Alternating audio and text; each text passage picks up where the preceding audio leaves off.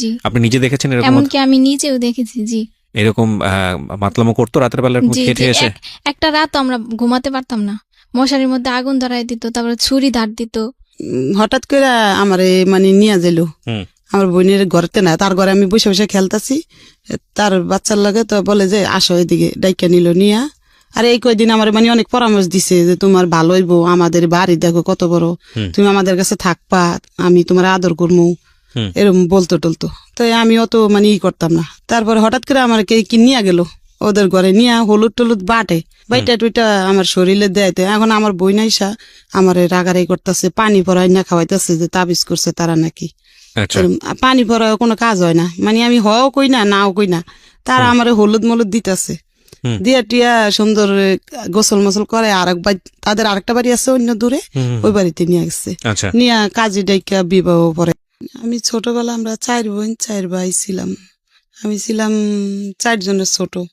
আমার ছোট 2 ভাই 1 বোন, আর আমি 4 জনের ছোট। তখন ছোটবেলায় আমার বাবাই মানে একটা দোকান ছিল বাজারে, আমার 2 ভাই আর আমরা 2 বোন মিলে ওই দোকানদারি করতো, চা চু সব কিছু বিক্রি হইতো ওইটার ভিতরে, বড় দোকান। এমনি এমনি পরে বড় 1 বোন বিয়ে হয়েছে, গেছে গা শ্বশুর বাড়ি।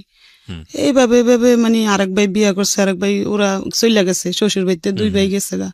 যাওয়ার পর আমরা ছোট ছোট 2 বোন আর 2 ভাই রাইকা গেছে, ওরা ভিন্ন হয়ে গেছে শ্বশুর বাড়িতে ঘর জামাই। আর বড় বোন বিয়ে হয়েছে বরিশাল, ও বরিশাল থাকতো। আচ্ছা, তার আগে আমি একটু ইন্টারাপ্ট করছি, তুমি কি বসে থাকতে পারবা? তোমার কি খারাপ লাগছে বেশি? একটু পানি খাও তো ভালো লাগবে।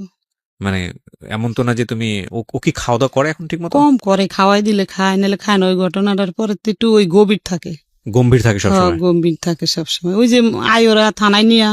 আচ্ছা ঠিক আছে, ওগুলো আমরা বিস্তারিত শুনবো, কি হয়েছে হচ্ছে কি ধরনের হ্যাসল ওকে পোহাতে হচ্ছে। আমি প্রিয় শ্রোতা, আপনাদেরকে একটা কথা আমি আজকে মানে না বললেই নয়, আমি I am taking a challenge, cause আপনারা শুধু জানেন যে মেয়েটি রেপ হয়েছে বা যে ধর্ষণ করেছে, এই যে ঘটনাগুলো টুকটাক আপনারা জানেন, কিন্তু একটা ঘটনা এরকম ঘটে যাওয়ার পরে এই রেপড একটা মানুষকে বা একটা মেয়েকে এবং একটা কিশোরীকে কিংবা একটা শিশুকে কত ভয়ঙ্কর রকমের সোশ্যাল কমপ্লেক্সিটির মধ্যে ফেলে দেয়, এটা আপনারা আজকেই আমার মনে হয় মিডিয়াতে এত বেশি পরিমাণে রিভিল হবে, এবং এটা আমি খুব সাহসের একটা ভূমিকা রাখছি। সুতরাং আমি সবাইকে অনুরোধ করব যে একদম শেষ পর্যন্ত শোনার জন্য যে আসলে কি ঘটে। আমি তোমাকে রিকোয়েস্ট করব, তুমি তো আমার একদম মানে আমার বয়সে অনেক ছোট, আমার ছোট বোনের মতোই আমি মনে করি তোমাকে। তুমি যদি তোমার খারাপ লাগে, তুমি যদি কিছু খেতে চাও, যেহেতু অনেকক্ষণ ধরে গল্পটা চলবে, 2-2.5 ঘন্টার মতো আমরা গল্পটা প্রচার করবো, হ্যাঁ, তুমি একদম আরামসে থাকো। তোমার যদি এখানে ঘুরে স্টুডিও অনেক বড় আছে, হ্যাঁ ঠিক আছে। আচ্ছা, আমি ওকে একটু ফ্রি করার চেষ্টা করছি। ও যদি তোমার যদি মনে হয় যে ঠিক আছে তুমি স্টুডিওতে ঘুরে ফিরে বেড়াবো, কোনো সমস্যা নেই। যখন তোমার কিছু বলার হবে, তোমার মন চাইলে বলো, না হলে না বললেও সমস্যা নেই। ঠিক আছে, বলেন তারপরে কি হলো? তারপরে ওই 4 ভাই বোন ওই বাবার ঘরে ফালাই দিছে। আর বড় বোন তো বিয়ে হয়েছে, শ্বশুর বাড়িতে থাকে, আরেক বোনও বিয়ে হয়েছে, শ্বশুর বাড়িতে থাকে। 4 ভাই বোন বাপের ঘরে হালাইছে, 2 বোন আবিয়াতি আর 2 ভাই ছোট ছোট। তখন বাপে 4 জন নিয়ে চলতে পারে না, দোকানও বিক্রি করে হালাইছে। দোকানে মানুষে বাকি খেয়ে টাকা দিত না। আমার বাপে পড়ালেখা জানে না তো, খাতার মধ্যে লেখতো দিছি এগুলা, দোকান বিক্রি করে। পরে করতো কি, ওই বড় বোনে করছে কি, ছোট 2 বোন টাকা নিয়ে আসছে, ছোট ছোট। এই সময় আমি 8 বছর, ওইটা একটু 8 ছোট। বলে যে আমার সংসার, আমার সন্তান নাই, তো ওগুলোকে বড় করি। এভাবে নিয়ে আসছে, নিয়ে আস্তে আস্তে একটু বড় হয়েছি। পরে আবার আমার আম্মা নিয়ে গেছে আমাদের দোনো বোনটা দেশে, নিয়ে গেছে। দেশে থাকি, ওই বাবা যা আনে তাই খাই। বাবা এবার ওই মাছের নৌকা ছিল, নৌকায় যাইতো, নৌকায় যায় মানুষের নৌকায় কাজ করতো, মাছ পাইতো, ইলিশ মাছটা সেগুলো ধরতো। ওইভাবে সংসার চলতে চলতে চলতে বাড়ি ছিল বড়, তো বাড়ির ভিতরে গাছ গাছালি লাগাইতো, সুগারি গাছ। আমার বাবার আবার একটা জিনিস আছিল কি, গাছ পছন্দ করতো, খালি গাছই লাগাইতো। সেভাবে গাছের সুগারি বিক্রি করতো, তারপর সবজি টবজি করতো, অনেক পদের এগুলা বাজারে বিক্রি করতে পারে। তাই আমার বোন দেখা থাকে, বলে যে আমি এইটারে নিয়ে যাব। তাই নিয়ে আসছে বেড়াইতে। আসার পরে যে বাড়িতে ভাড়া থাকে, এই বাড়ির ওদের পোলা, পালক পোলা বলে। তো পালক পোলা বলছে, প্রথম বলছে ওদের পোলা পালক, ছোটকালে পালক আনছে 2 ওয়াইফ, 3টে বাড়িও 3-4টা। তো পালক পোলা এখন হঠাৎ করে আমার বোনের প্রস্তাব দিছে, আসছি আর 2 মাস পরে প্রস্তাব দিছে। আমার বোনে বলে যে না, ওই ছেলে না, ওনার বয়স হইব 35 বয়স। আমার হাজবেন্ডের, আর আমার 12 বছর। বোঝেন, মানে তখনও তো হাজবেন্ড হয়নি? না না না, তখন আপনার 12 বছর বয়স। ওনারও আগে বলে বিবাহ করছিল। ওই হিরোন খাইছে, পরে ওই ওয়াইফ চলে গেছে 2 সন্তান নিয়ে। এগুলো আমাদের কাছে মানে কিছু মানে আমরা জানিও না কিছু না। আচ্ছা তখন ওই এক সন্তান মারা গেছে, এক সন্তান বলে ওর মার কাছে আছে, ও আবার ঢাকায় মেয়ে ছিল, ওর স্বামী বাগ থাকতো ওই মেয়েটা।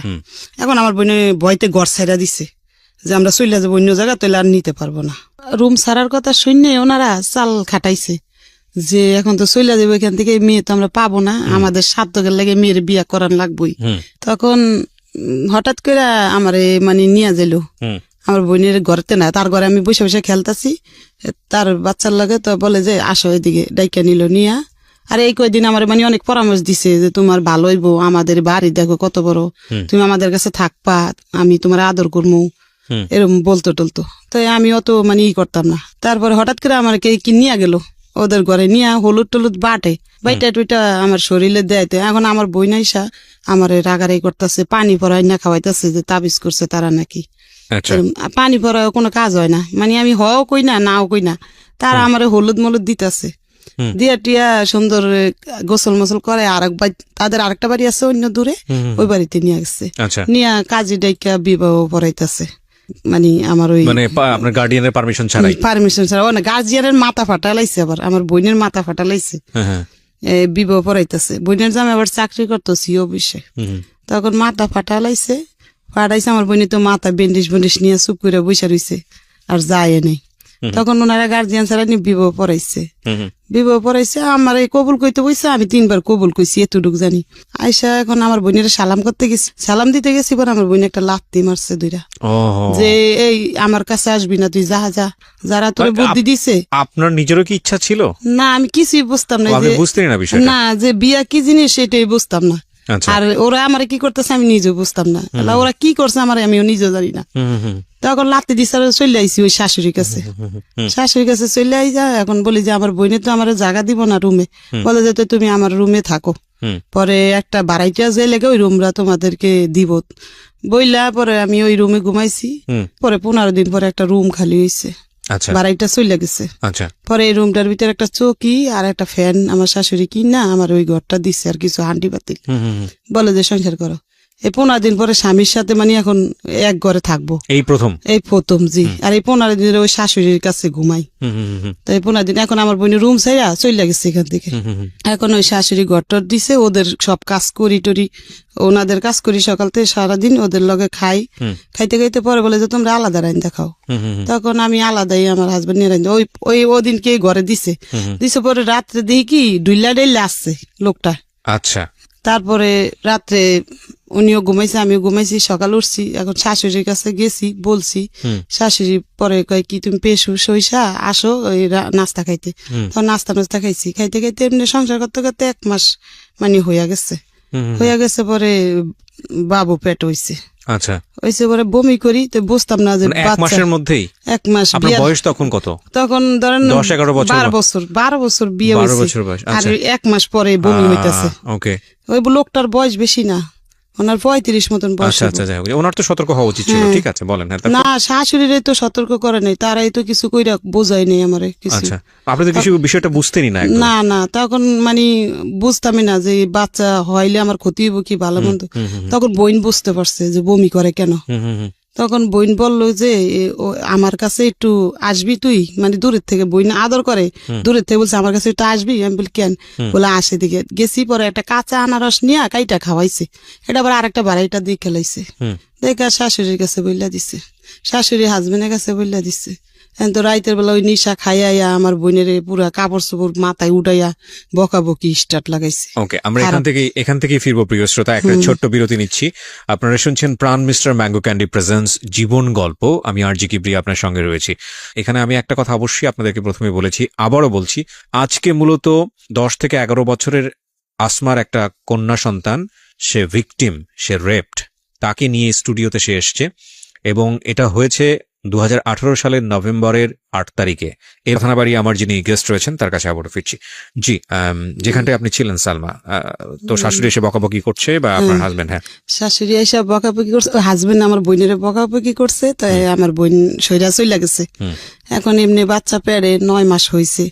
তখন মানে আমার বাচ্চা হইব আজকে ডেলিভারি, শাশুড়িরা দায়টাই নিয়ে আসছে, নিয়ে আইসা এই শাশুড়ি 9 মাসের মধ্যে কি আপনি বাড়ির সঙ্গে যোগাযোগ করা, না আপনার না আমার বাড়িতে যাওয়া, বাবা মা কেউ আসে নাই, কেউ জানার পরেও আসেনি? না কেউ আসে নাই। হুম। তখন দায় আনছে, তো ওই সারা রাইতে আমার শাশুড়ি আমার কাছে ছিল, আর একটা বাড়াইটা হুম। এরকম মানে থাকবো ওরকম প্রস্তুতি নিচ্ছে তারা। তখন একটা বাড়াইটা ছিল ওটা ভালো। কোন এলাকার ঘটনা এটা? এটা আমি দোলাইপাড় থাকতাম তখন ধোলাইপাড়, ঢাকার ধোলাইপাড়, ঢাকা ওনাদের দোলাইপাড়, নিজেদের বাড়ি? ওনাদের নিজের বাড়ি। আমি তো ওনাদের পালক ছেলের বউ, বুঝেন না? পালক ছেলের বউ ছিলেন আপনি। আচ্ছা, তারপরে? হ্যাঁ, তারপরে আমার আপনার প্রথম সন্তানই কি এই সেই সন্তান? ওই হচ্ছে সে, মানে বড় মেয়েটা? আরেক ছেলে আছে। ও আরেক ছেলে আছে আপনার, তাকে নিয়ে আসেননি এখানে? ওর বয়স কত?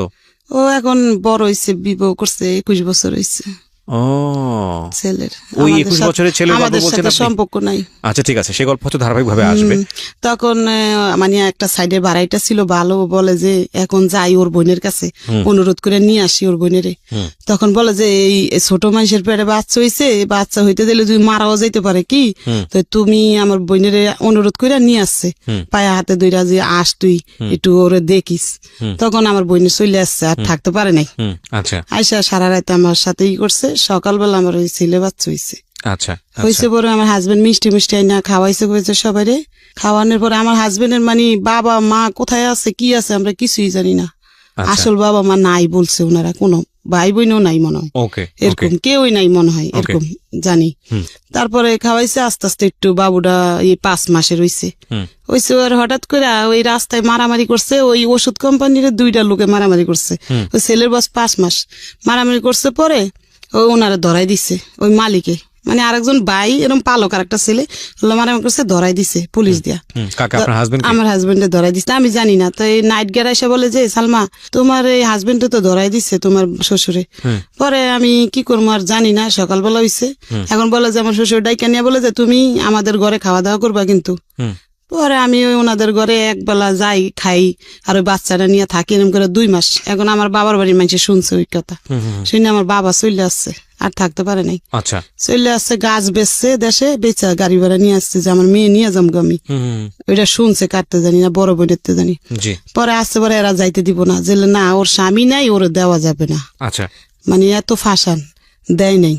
তখন আর আমার বাবা ফিরত চলে গেছে। তো পরে আমার শ্বশুরে একটা লোক দিয়া জেলখানায় পাঠাইছে, যে তোমার হাজবেন্ডের দিকে আসো। তখন আমি গেছি, আর আমার হাজবেন্ড মানে আমি কই চলে যাম গা, আর এর ভাত খাম না, অনেক মাইর ধরেও করতো। পরে আমি চলে যাম গা, না না বোন তুই যাইস না, আমি সারা পাইলে তারপরে তোর নিয়ে তোর বাবার বাড়িতে যাম। এটা আপনার বলছে? আমার হাজবেন্ড বলে জেলখানার ওই খাসা দুইটা। হ্যাঁ, পরে আমি কই থাক, লোকটা হাজার বাবা মা নাই, এতিম, এই খারাপ হইলো তো এমনি খাওয়ার খাদ্য দিত আমারে, মানে বাজার কোনোটা বাদ রাখতো না। আমি একটা জিনিস বুঝতে পারছি যে ওই বাড়িতে মূলত ওই ছেলেটার সঙ্গে আপনাকে বিয়ে দিয়েছিল যাতে বাড়ির কাজকর্ম আপনাকে দিয়ে করানো যায়, ওই পালক ছেলেকে। কিন্তু ওই লোকটা আমার হাজবেন্ড কেমন মানে নিশা খাইতো, রাইত হইলে, দিন হইলে ভালো থাকতো। আচ্ছা, রাইতে মদও খাইতো, আর গাঁজা সিগারেটে বইরা ওগুলা ঘরে বসে বসে খাইতো। আচ্ছা আচ্ছা, এমনি এমনি করতে করতে ওই ছেলেটা একটু হাঁটিন্ন হইছে। পরে এর কয়েক বছর আবার বাচ্চা বেড়ে গেছে, তারা কোনো ব্যবস্থা নিতে বলে নাই দেখে আমিও বুঝি নেই। আর আমার বাবা আমার ফ্যামিলিও ব্যবস্থা নিতে বলে নাই। আবার বাচ্চা পেট হয়ে গেছে, ওই এই যে মেয়েটা পেট হইছে। আচ্ছা, এই মেয়েটা? হ্যাঁ, মেয়েটা পেট হইছে। আরে প্রতিদিন পর্যন্ত রাত্রে হইলে নিশা খাইয়া না অনেক অত্যাচার করতো। পরে করতাম কি জানেন, মানুষের ঘরে যাই রাত্রে পলাই থাকতাম, মানুষের ঘরে পলাইতাম, চুপ করে বসে থাকতাম, ওই হামতাম কইরা টইরা শুয়া পড়তো যে তখন ঘরে যাই চুপ করে শুয়া থাকতাম। পরে এতই খারাপ ছিল, রাত্রে হইলে কি করতো, পেশাব করে দিত বিছনার ভিতরে। প্রতিদিন দিত, ও জানে, ও দেখছে বড় হইয়া, প্রতিদিন পেশাব করে দিত। জানি না, ওই মদ খাইতো, প্রচুর খাওয়া খাইতো, একবার কাপড় মাথা ঘুরাইতো, রাস্তা দিয়ে মানুষের বক্তে বক্তে আসতো। কিন্তু কোন মহল্লার মানুষে ওরে কিছু কইতো না, কইতো পাগল থাক কিছু। কোনো বাড়িওয়ালা দেখলো কইতো সালামান কি দিত লোকটারে, মানে ওরে সালাম দিত হেরা উল্টা, মানে একটু পাগল টাগল ছিল বসে।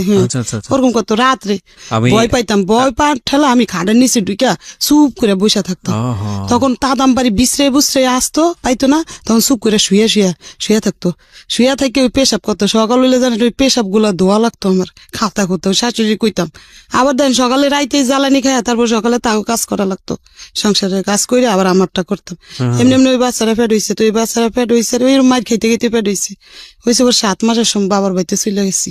আচ্ছা, যে এখন আমার বাচ্চা হইব, যদি মইরা যায় বাচ্চারা, তখন বাবার বাড়িতে গেছে, বাবা মা যত্ন করে ওই মেয়ে ওই অনেক কষ্টতে 1 মাস পরে। এখানে আরেকবার একটু বলে রাখি প্রিয় শ্রোতা, উনি 3 সন্তান নিয়ে এখানে এসেছেন। যে বড় সন্তানের গল্প বলছিলেন, ওই বড় সন্তানের বয়স এখন 21 বছর এবং ওনার সঙ্গে ওনার ব্যক্তিগত আর কোনো সম্পর্ক নাই।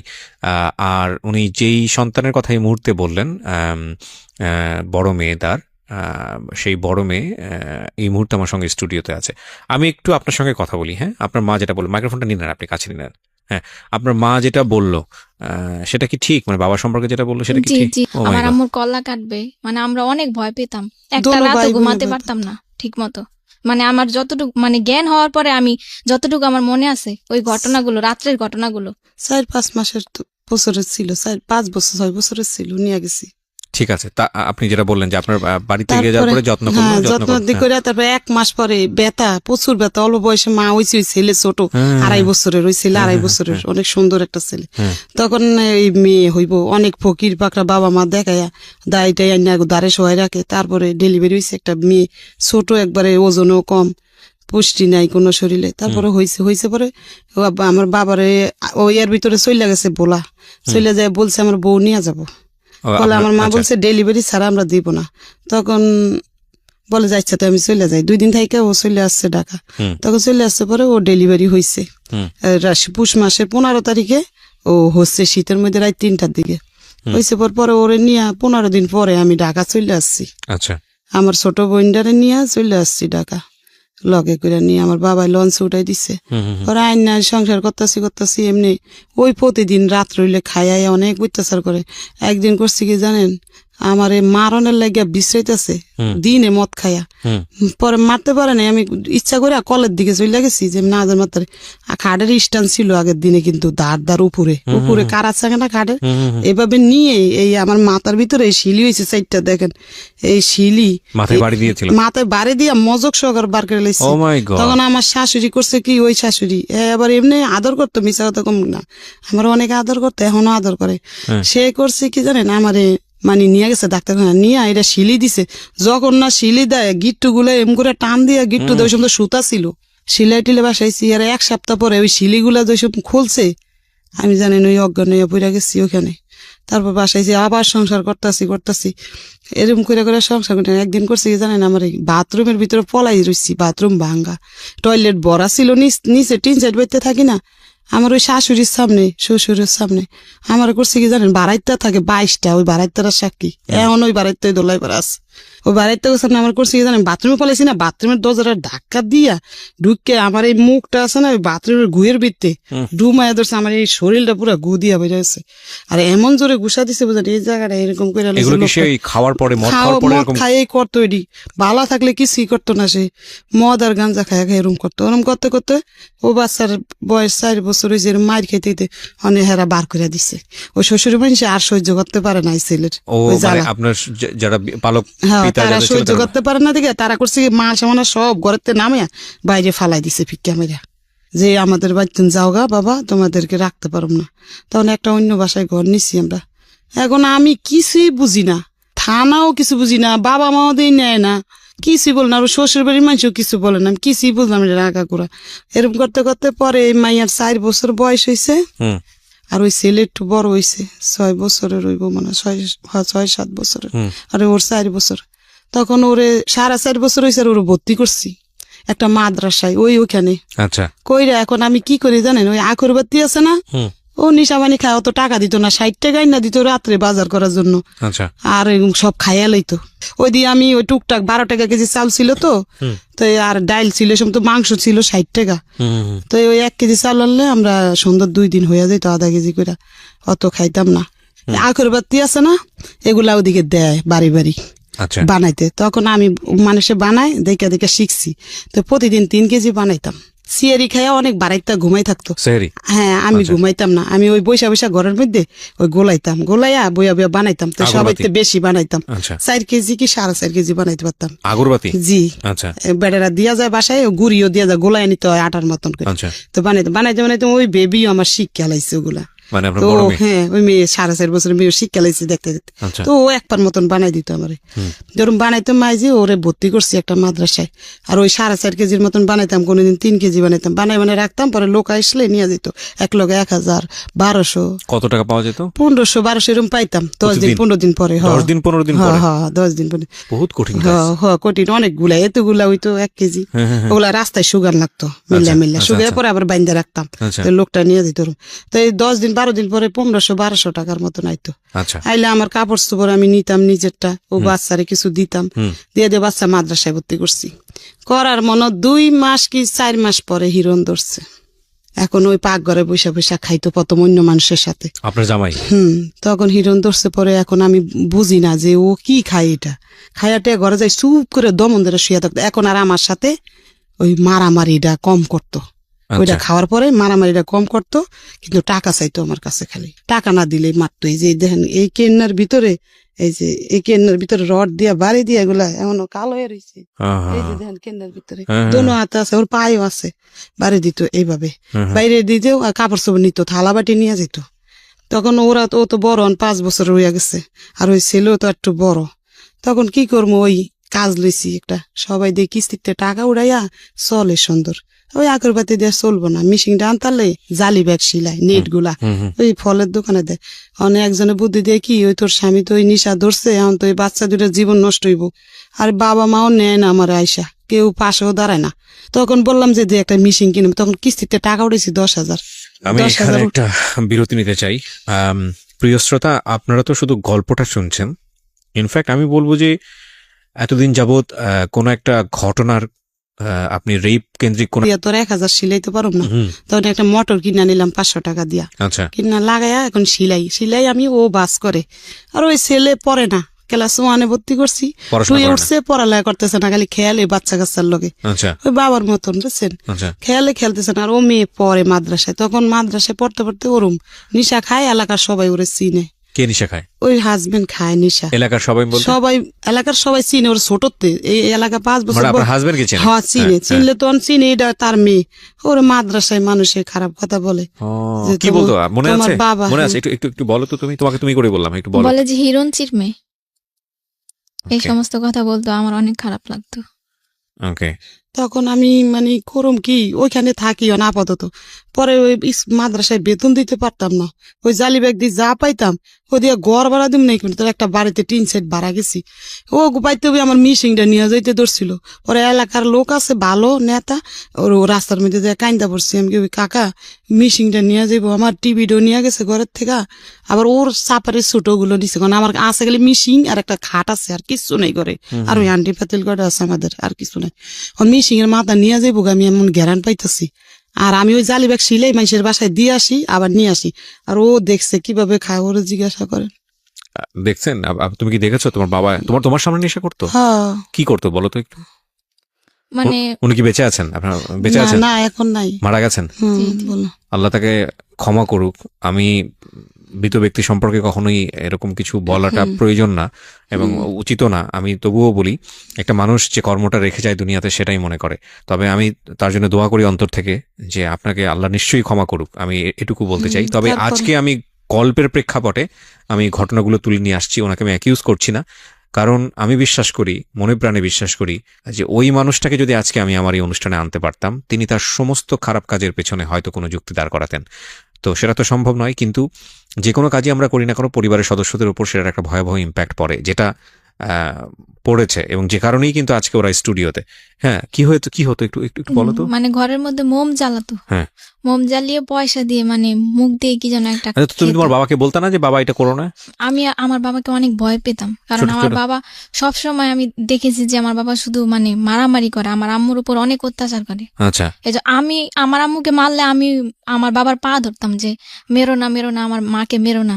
মানে উনি ছুরি দাঁড় দিত ঘরের মধ্যে, তারপরে মশারির মধ্যে ম্যাচের মানে আগুন মানে ধরিয়ে দিবে, এই পর্যায়ে মানে বাড়াইতে ডাইকে আনতাম, বাড়াইতে পরে থামাইতো, ছুরি ধার দিত, অনেক বড় বড় ছুরি ধার দিত উনি। খুর নিত, জবা করবো রাত বেলা মানুষের ঘরে হাত তুলতো? না, আমার গায়ে হাত তুলতো, শুধু আমার মার গায়ে হাত তুলতো। তোমার সাথে কেমন ব্যবহার করতো বাবা হিসেবে? দিনের বেলা ভালো থাকতো, কিন্তু রাত্রে তো উনি বইতে তো এক কোনায় থাকতো দুই বাচ্চা, মশারির কোনায় বসে থাকতো দুজনে। মানে ওর বড় ভাই আরো? আচ্ছা, দুজনে। তখন তো এই যে আপনার মেয়েটা না, হয়নি। এই সংসার তো আমার অনেক পরে আচ্ছা হয়েছে। ঠিক আছে, তো বলেন। তারপর? তখন এই এরকম করতে করতে পরে হঠাৎ করে এখন মিশিংটা আছে, ওই লোকটার বললাম, তখন ওই লোকটার বাড়ি লিরে বলছে যে ওর হাজবেন্ড রে এখান থেকে বার করে দিতেছি, আর এখানে আসবো না, জায়গা দেব না। তখন আমি, ও গেছে কাজে, আমি চুপে বাড়ির সাথে শেয়ার করে রুমটা ছাইড়া দিছি, দিয়ে আমার দুই বাচ্চা নিয়ে একটু দূরে চলে গেছি আমি, যাই ওখানে বাসা নিছি, নিয়ে ওখানে থাকি। ও কিভাবে জানি গেরান পাইছে, ওখানে চলে গেছে। যায় আমি দরজা খুলি নেই, জালনা দিয়ে বলে যে আমার প্লেট দে, আমার বালিশ দে। তখন আমি জালনা দিয়ে প্লেট দিছি, বালিশ দিয়ে দিছি। আমার হাত ধরে ইমামে মোসর দিছে, হওয়ার মতন না, মানে জালনা দিয়ে পারে না, আমার মারবো এখন আইসি কে ওর সংসার। তখন আমি দিয়ে দিছি, সে ওরা বড় মাদ্রাসায় যায় আসে, এখন ওরে কোথায় রাখবো আমি, কই যাব না যাব। ওরা খিদায় জানেন, বাড়িওয়ালার ভাড়া দিতে পারি না, দেখে মিশিংটা বিক্রি করে লাইছি। এখন দিয়ে মিশিংটা দিয়ে কাজ করে খাইতাম। গেছিলাম মোহাম্মদপুর, বড় ভাই থাকে, বড় ভাইয়ের কাছে গেছি টাকার লাগিয়া। বড় ভাই বলে যে তুই আর কয়দিন পরে আইলে আমি কিছু দিতাম, তো তোর বাবির লেগে দেশে টাকা পাঠাই দিছি, এখন তো আমি দিতে পারম না বোন। তো চলে আইছি। মেজো বোনে এই সময় একটা ব্যাংকে চাকরি করতো, মেজো বোনের কাছে কইলাম, ও কয় কি আমার ব্যাংকে টাকা থইছি, উঠান যাবো না, মানে দিব না। আর ওই বড় বোন ওই থাকে হইলো শ্বশুর বাড়িতে বরিশাল, এখন আর ঢাকা থাকে না, যে ওর কাছে যে চামু কিছু। তারপর ও হঠাৎ করে ঢাকা আসছে, আসছে পর ও বলে যে আমাদের বাসায় এসে খাইছে। তো কয়দিন খামো, ওদের বাসায় দুইটা বাচ্চা লেবো, যেন ওরও তো বাচ্চা কাচ্চা আছে, স্বামী আছে, ওরও 3-4টা বাচ্চা হয়ে গেছে। তখন এই মেয়েরে বললাম কি তুই ওই তোর দাদি গো বাড়তে একটু থাক, আমি দেখি আমার বোন ছোট বোনের লগে যাই থাকা, কাজ কাম কিছু করতে পারিনি, কইয়া মিশিংটা বিক্রি করে বাড়িওয়ালার ভাড়া দিয়ে দিছি। দিয়া এখন 4 দিন ধরে আমাদের ঘরে একটা টাকাও নাই, আমি কিছু করতেও পারতেছি না। কাজের লেগে যাত্রা বাড়ি যাই যায় ঘুরি, গার্মিছে কিন্তু নিতে চাই। আমার এমন করতে করতে বুঝেন একটা স্যান্ডেলও নাই আমার পায়ে, এই খালি পায়ে যাত্রা বাড়ি গেছি, আবার আইসি। শুনেন, আইসা 3টা বাড়াইটার কাছে বলছি, বাড়াইটার অনেক বড় লোক, আর একটা কেমন ওই যে শ্বশুরের মাইয়া, এরও বড় লোক, বুঝুন বাড়িওয়ালা। কইছি কি আমার একটা জুতা থাকলে দেও, আমি খালি পায়ে হাঁটতেই না, ঠোসকা করে আছে পায়ের মধ্যে, হাঁটতে হাঁটতে গার্মিছে টোকাই কাজ। তো বাচ্চা দুটা রাইকা, তখন ওনারা জুতা দেয়নি। তখন আইসা ওই যে শাশুড়ি বিয়া করছে তার কাছে চাইছি, তার আবার কষ্ট বুঝেন, তার স্বামীও তার খরচ পাতি দেয় না, সে একটা বাড়িতে ভাড়া থাকে, তার বাড়ি ঘর ভাঙ্গা, 3-4 বাড়ি ভাঙ্গা লাগছে। তখন সে কি করবো, তার মেয়ে কলেজে পড়ে, তার মেয়ের একটা পুরান জুতা কয় এটা নিয়ে সিলাই লগা, তখন ওই জুতাটা নিয়ে একটু মুছি দিয়ে সিলাই, ওটা পিন্দা যাত্রা বাড়ি একটা মিক্সি সিলানের ওই জায়গায় কাজ নিছি। ও টাকা দিব, মাস শেষ হইলে ডেইলি টাকা দিব না। 4 দিন ধরে ও বাচ্চা দুইটা না খাইয়া জানেন কান্না করতেছে, ওরা নাকে একটা চুঙ্গি ছিল, ওইটা জুতা বিক্রি করে। ওনার আবার আমার আবিয়াতে কালেতে চিনে, ওই এলাকায় থাকে।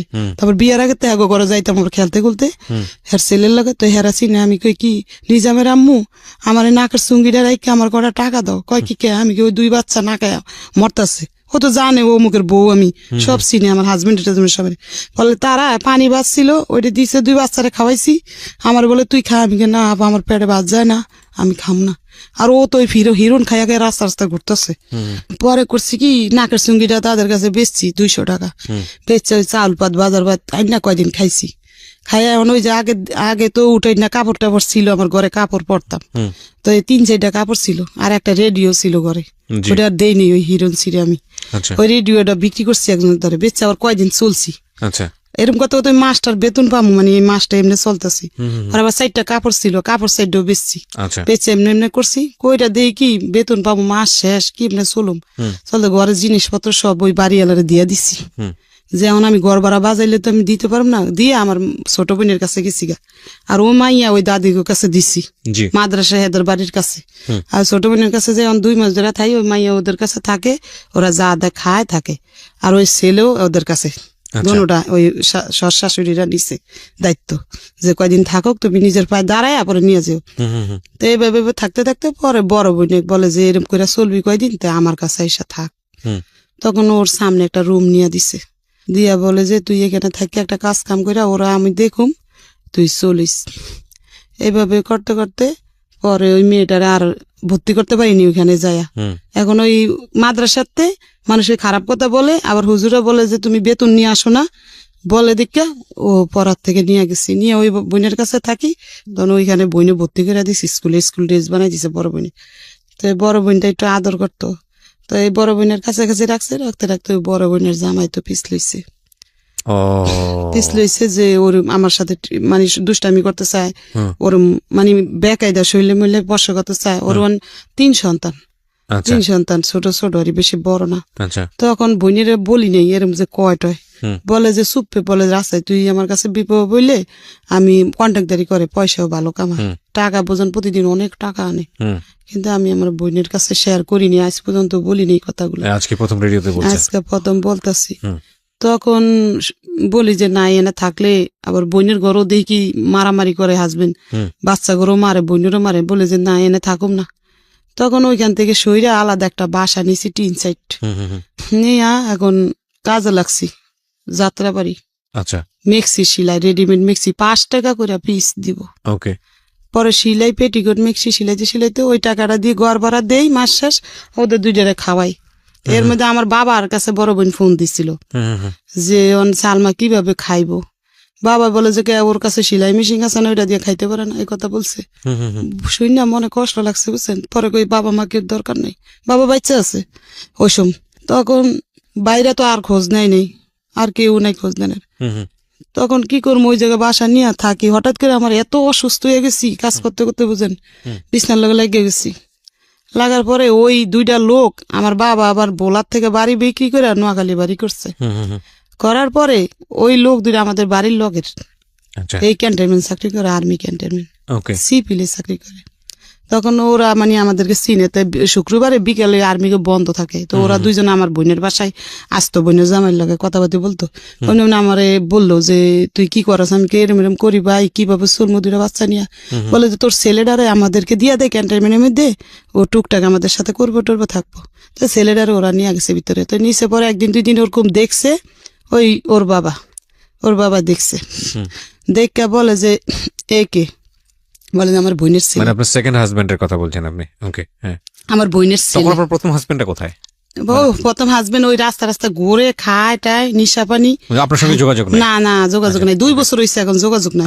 এখন একদিন দেখছি রাস্তায়, ডিভোর্স হয়নি কিন্তু যোগাযোগ নাই? না, ডিভোর্স হয়নি। আর ওর সাথে আমার কাবিনও হয়নি, এমনি বিবাহ দিচ্ছে, মানে মৌখিক ভাবে দিচ্ছে তারা। তখন ও একদিন দেখছি রাস্তায়, দেখছি নাক মুখে করে ফুলা, পাওয়াত ফুলা প্রচুর। এই আমার বড় বোনের জামাইয়ের কাছে যায়, কইতাছে দুলা ভাই আমি 3 দিন ধরে খাই নাই, আমার কটা ভাত দাও। তো আমার বোনের হোটেলে নিয়ে বলে ভাত বুত খাওয়াই পাঠাই দিচ্ছে। আমাদেরকে অনেক বিশ্রায়, সে পায় না, তন্ন করে পাইলে তো আমাদের মারবো, হ্যাঁ। তো পায় না দেখে ও বিশ্রায় টিশ্রে ওই দোলাইফার ফুইরা থাকে, রাস্তাঘাটে ফুইয়া থাকে, আর মানুষের ওইটা চুরি করে। তখন ওই ঘর নিয়ে থাকি ওই লোকটা বলছে যে তুই চল একদিন তোর বোনেরে দেখতে যাবো। তো আমারে দেখতে আসছে, দেখতে আইসে, একদিন দেখছে, দেখে চলে গেছে। গিয়া ওনার রেশন পাইতো 20 কেজি চাউল আর 15 কেজি আটা। এই রেশনটা ওই লোকটারে দিয়ে আমার বাসায় পাঠাইছে। 3 মাস রেশন পাইতো। মানে সে কি আর্মিতে ছিল? আর্মিতে ওই সময় সার্জেন্ট ছিল। হ্যাঁ, সার্জেন্ট ছিল। দেওয়ার পরে একদিন আবার আসছে আমাদের বাসায়, মিষ্টি নিয়ে আসছে। নিয়ে আসে আমি আর আমার ওই ভাইটা দেশের, ওনার সামনে আসছে, আরেকটা ভাইও আসছে, 3 জনই আসছে। 3-4 একটা বাড়িতে অনেক বাড়াইতা ও বাসায়। তখন আমার মানে দিছে একটা নাম্বার মুট কইরা লেখা ফিকা মাইরা আমার ঘরে দিছে। ওরা যদি দেখে মাইন্ড করে, ফিকা মাইরা দিছে, ওই লাগে 100 টাকা দিছে। আচ্ছা, দিয়া মানে ওইটার মধ্যে লেখা আছে যে আমার কাছে এটা দিয়ে ফোন করবে, এই টাকাটা দিয়া, তুমি জুরিয়ান রেলগেটের থেকে, আচ্ছা তোমার সাথে আমার কথা আছে, এটা লিখছে। তাই আমি তো আর অত পড়ালেখা জানি না, ভালো করে বুঝি না। তো একজনের দিয়ে আমি পড়াইছি, এসব আমার ওই বাচ্চা অত মানে পড়তেও পারে না। পড়াইছি, পর দেখি ওই কথা লেখা। তখন আমি একদিন রেলগেটে ফোন দিছি পরে সে আমার জিজ্ঞাসা করলো যে আপনি কিভাবে চলেন টলেন। তাই আমি বলছি আমি এরকম কাজ করে চলি। বলে যাচ্ছে আপনি আমার সাথে একটু দেখা করেন, আপনার আমি সিএমএস একটা চাকরির ব্যবস্থা করে দিম। নাম কি ছিল ওনার? খোরশেদ আলম। আচ্ছা, না সিএমএস একটা চাকরির ব্যবস্থা করে দিম। তখন আমি বলছি যে আচ্ছা যদি আমার একটা চাকরির ব্যবস্থা করে দেয় তো আমার ভালো হইব, সরকারি চাকরি হইলে আমি চলতে পারবো 2টা বাচ্চা নিয়ে। এভাবে বাচ্চার বয়স 7 বছর হয়ে গেছে। মানে এটা প্রথম বাচ্চা না? এই যে ওর বয়স আচ্ছা 7-এ পড়ে গেছে এরকম। তখন মেয়ে পরে ক্লাস 1-এ মনে পড়ে এরকম হইব, 1-2-তে পড়ে। কোথায় তখন? ছেলে আমার লগে আছে। ছেলে আমার লগে আছে, ঘুরে ঘরে কাজ করে না। ও তখন ওই ক্যান্টনমেন্ট দিছি, ও কাম পছন্দ হয় না আর। ক্যান্টনমেন্টে দিয়েছিলেন কিন্তু ওখানেও কাজ পছন্দ হয় না। ওরা কাপড় দোলাই করে, ওরা আব্বু না, ওরা বসে না পাইনি, ওই সিপিল ওরা কাপড় দোলাই করে আর্মি গো, ওগুলার লোক একটু কাজ কাম করতে দিছিল, কিন্তু করবো না। সে আয়সা পড়ছে, আয়সা ঘরে শুয়ে থাকে, আমি কিছু বললোই খেলে টেলে আয়সারাই, আমি যাই লেগা কাজে, ও ভাত বুত খাই, ওর খেলে খারাপ পোলাবেনের লাগে মিশে। পড়াশোনা করেন না, পড়াশোনা করে আপনি শাসন করেও করতে পারেন। শাসন করলে কি বা আমার মানে কিছুই কয় না, আমি মারলে চুপ করে থাকে, আমি গেলে ও খেলে টেলে, আর আমি না থাকলে পলায়া থাকে, থেকে ভাত বুত খায়, এরকম করে দিন যা রাত পয় ওর খালি, না খাইলে না খায় থাকে। বাবা খুবই বাবার কাছে যায় না, এই যে বলি বাবা খুব ইম্পর্টেন্ট একটা ফ্যামিলির জন্য, খুবই ইম্পর্টেন্ট। এবং একটা ব্রোকেন ফ্যামিলিতে আসলে যারা বড় হয় তারা বুঝতে পারবে যে একটা মার অ্যাবসেন্স কিংবা একটা বাবার অ্যাবসেন্স ওই পরিবারের জন্য কতটা ভয়ানক, বা তার বড় হয়ে ওঠার জন্য কতটা ভয়ানক। বলেন তারপরে কি হলো? আপনি তারপরে এভাবে উনি বলছে চাকরি দিব, বললা চাকরি তো দিব না, আমার লাগে সিটিং বাজি করবো, আমি তো আর বুঝিনি। উনি এভাবে আমার ওই লোকটা দিয়ে একটা মোবাইল কিনা পাঠাইছে, সিটি সেল মোবাইল, সিমও বইরা দিছে, 2,000 টাকা পাঠা ওই লোকটারে দিয়া পাঠাইলে আমি ওই টাকাটা দিয়ে স্যালাইন মেলাইন নেই, এটা মানে আমার বড় বোনে জানে না, ওই লোকটা পাঠাইছে, জানে মনে আমার কাজের টাকা, এই মানে আমি আনছি কাজের থেকে, ওই যাত্রাবাড়ির থেকে। তখন ওইটা দিয়ে স্যালাইন মেলাইন নিয়েছি, শরীরে একটু সুস্থ হয়েছি, আবার কাজ করি। তো হঠাৎ করে আমি ভাবলাম, লোকটা আমার অনেক কিছু বলে, মানে যে আমি তোমার দায়িত্ব নিবো, তোমার কাজ করা লাগবো না, আমি 20,000 টাকা বেতন পাই, রেশন পাই, আমার কেউ নাই খাওয়া। ছিল? হ্যাঁ, বিবাহিত, 2টা বাচ্চাও ছিল না। আপনি জানতেন? না, জানতাম না। আমার ওই ওরে হাত করে নিছে, ওই লোকটারে, ওই যে আমাদের দেশের ওই লোকটারে হাত করে নিছে, বলতে না। হ্যাঁ। তখন জানতাম না কিছু, তখন বলে এগুলা, আমি বলি না ভাই, আমার 2টা বাচ্চা আছে, এটা নিয়ে কেউ সংসার করে কিনা? করে না। করলো, পরে আমার বাচ্চাটি লাত্তি লুত্তি দিয়ে ফালাই দিবেন আপনি, বলে যে সবাই একরকম মনে করেন না আপনি। দেখলাম লোকটা অনেক ব্যবহার ভালো টালো, এরকম দুর্বল হয়ে গেছি একদম, মানে তার প্রতি। ও স্যার, সে বলে যে তোমার বোনের কাছাকাছি তুমি থাইকো না, তুমি আমি একটা বাসা নিয়ে দিই, তুমি ওখানে বাসা নাও। তখন আমি বলছি যে না, বাসা তো নিবো আমি, কিন্তু সেই বাসা ভাড়া আমার কে দিব? বলে যে আমি দিব।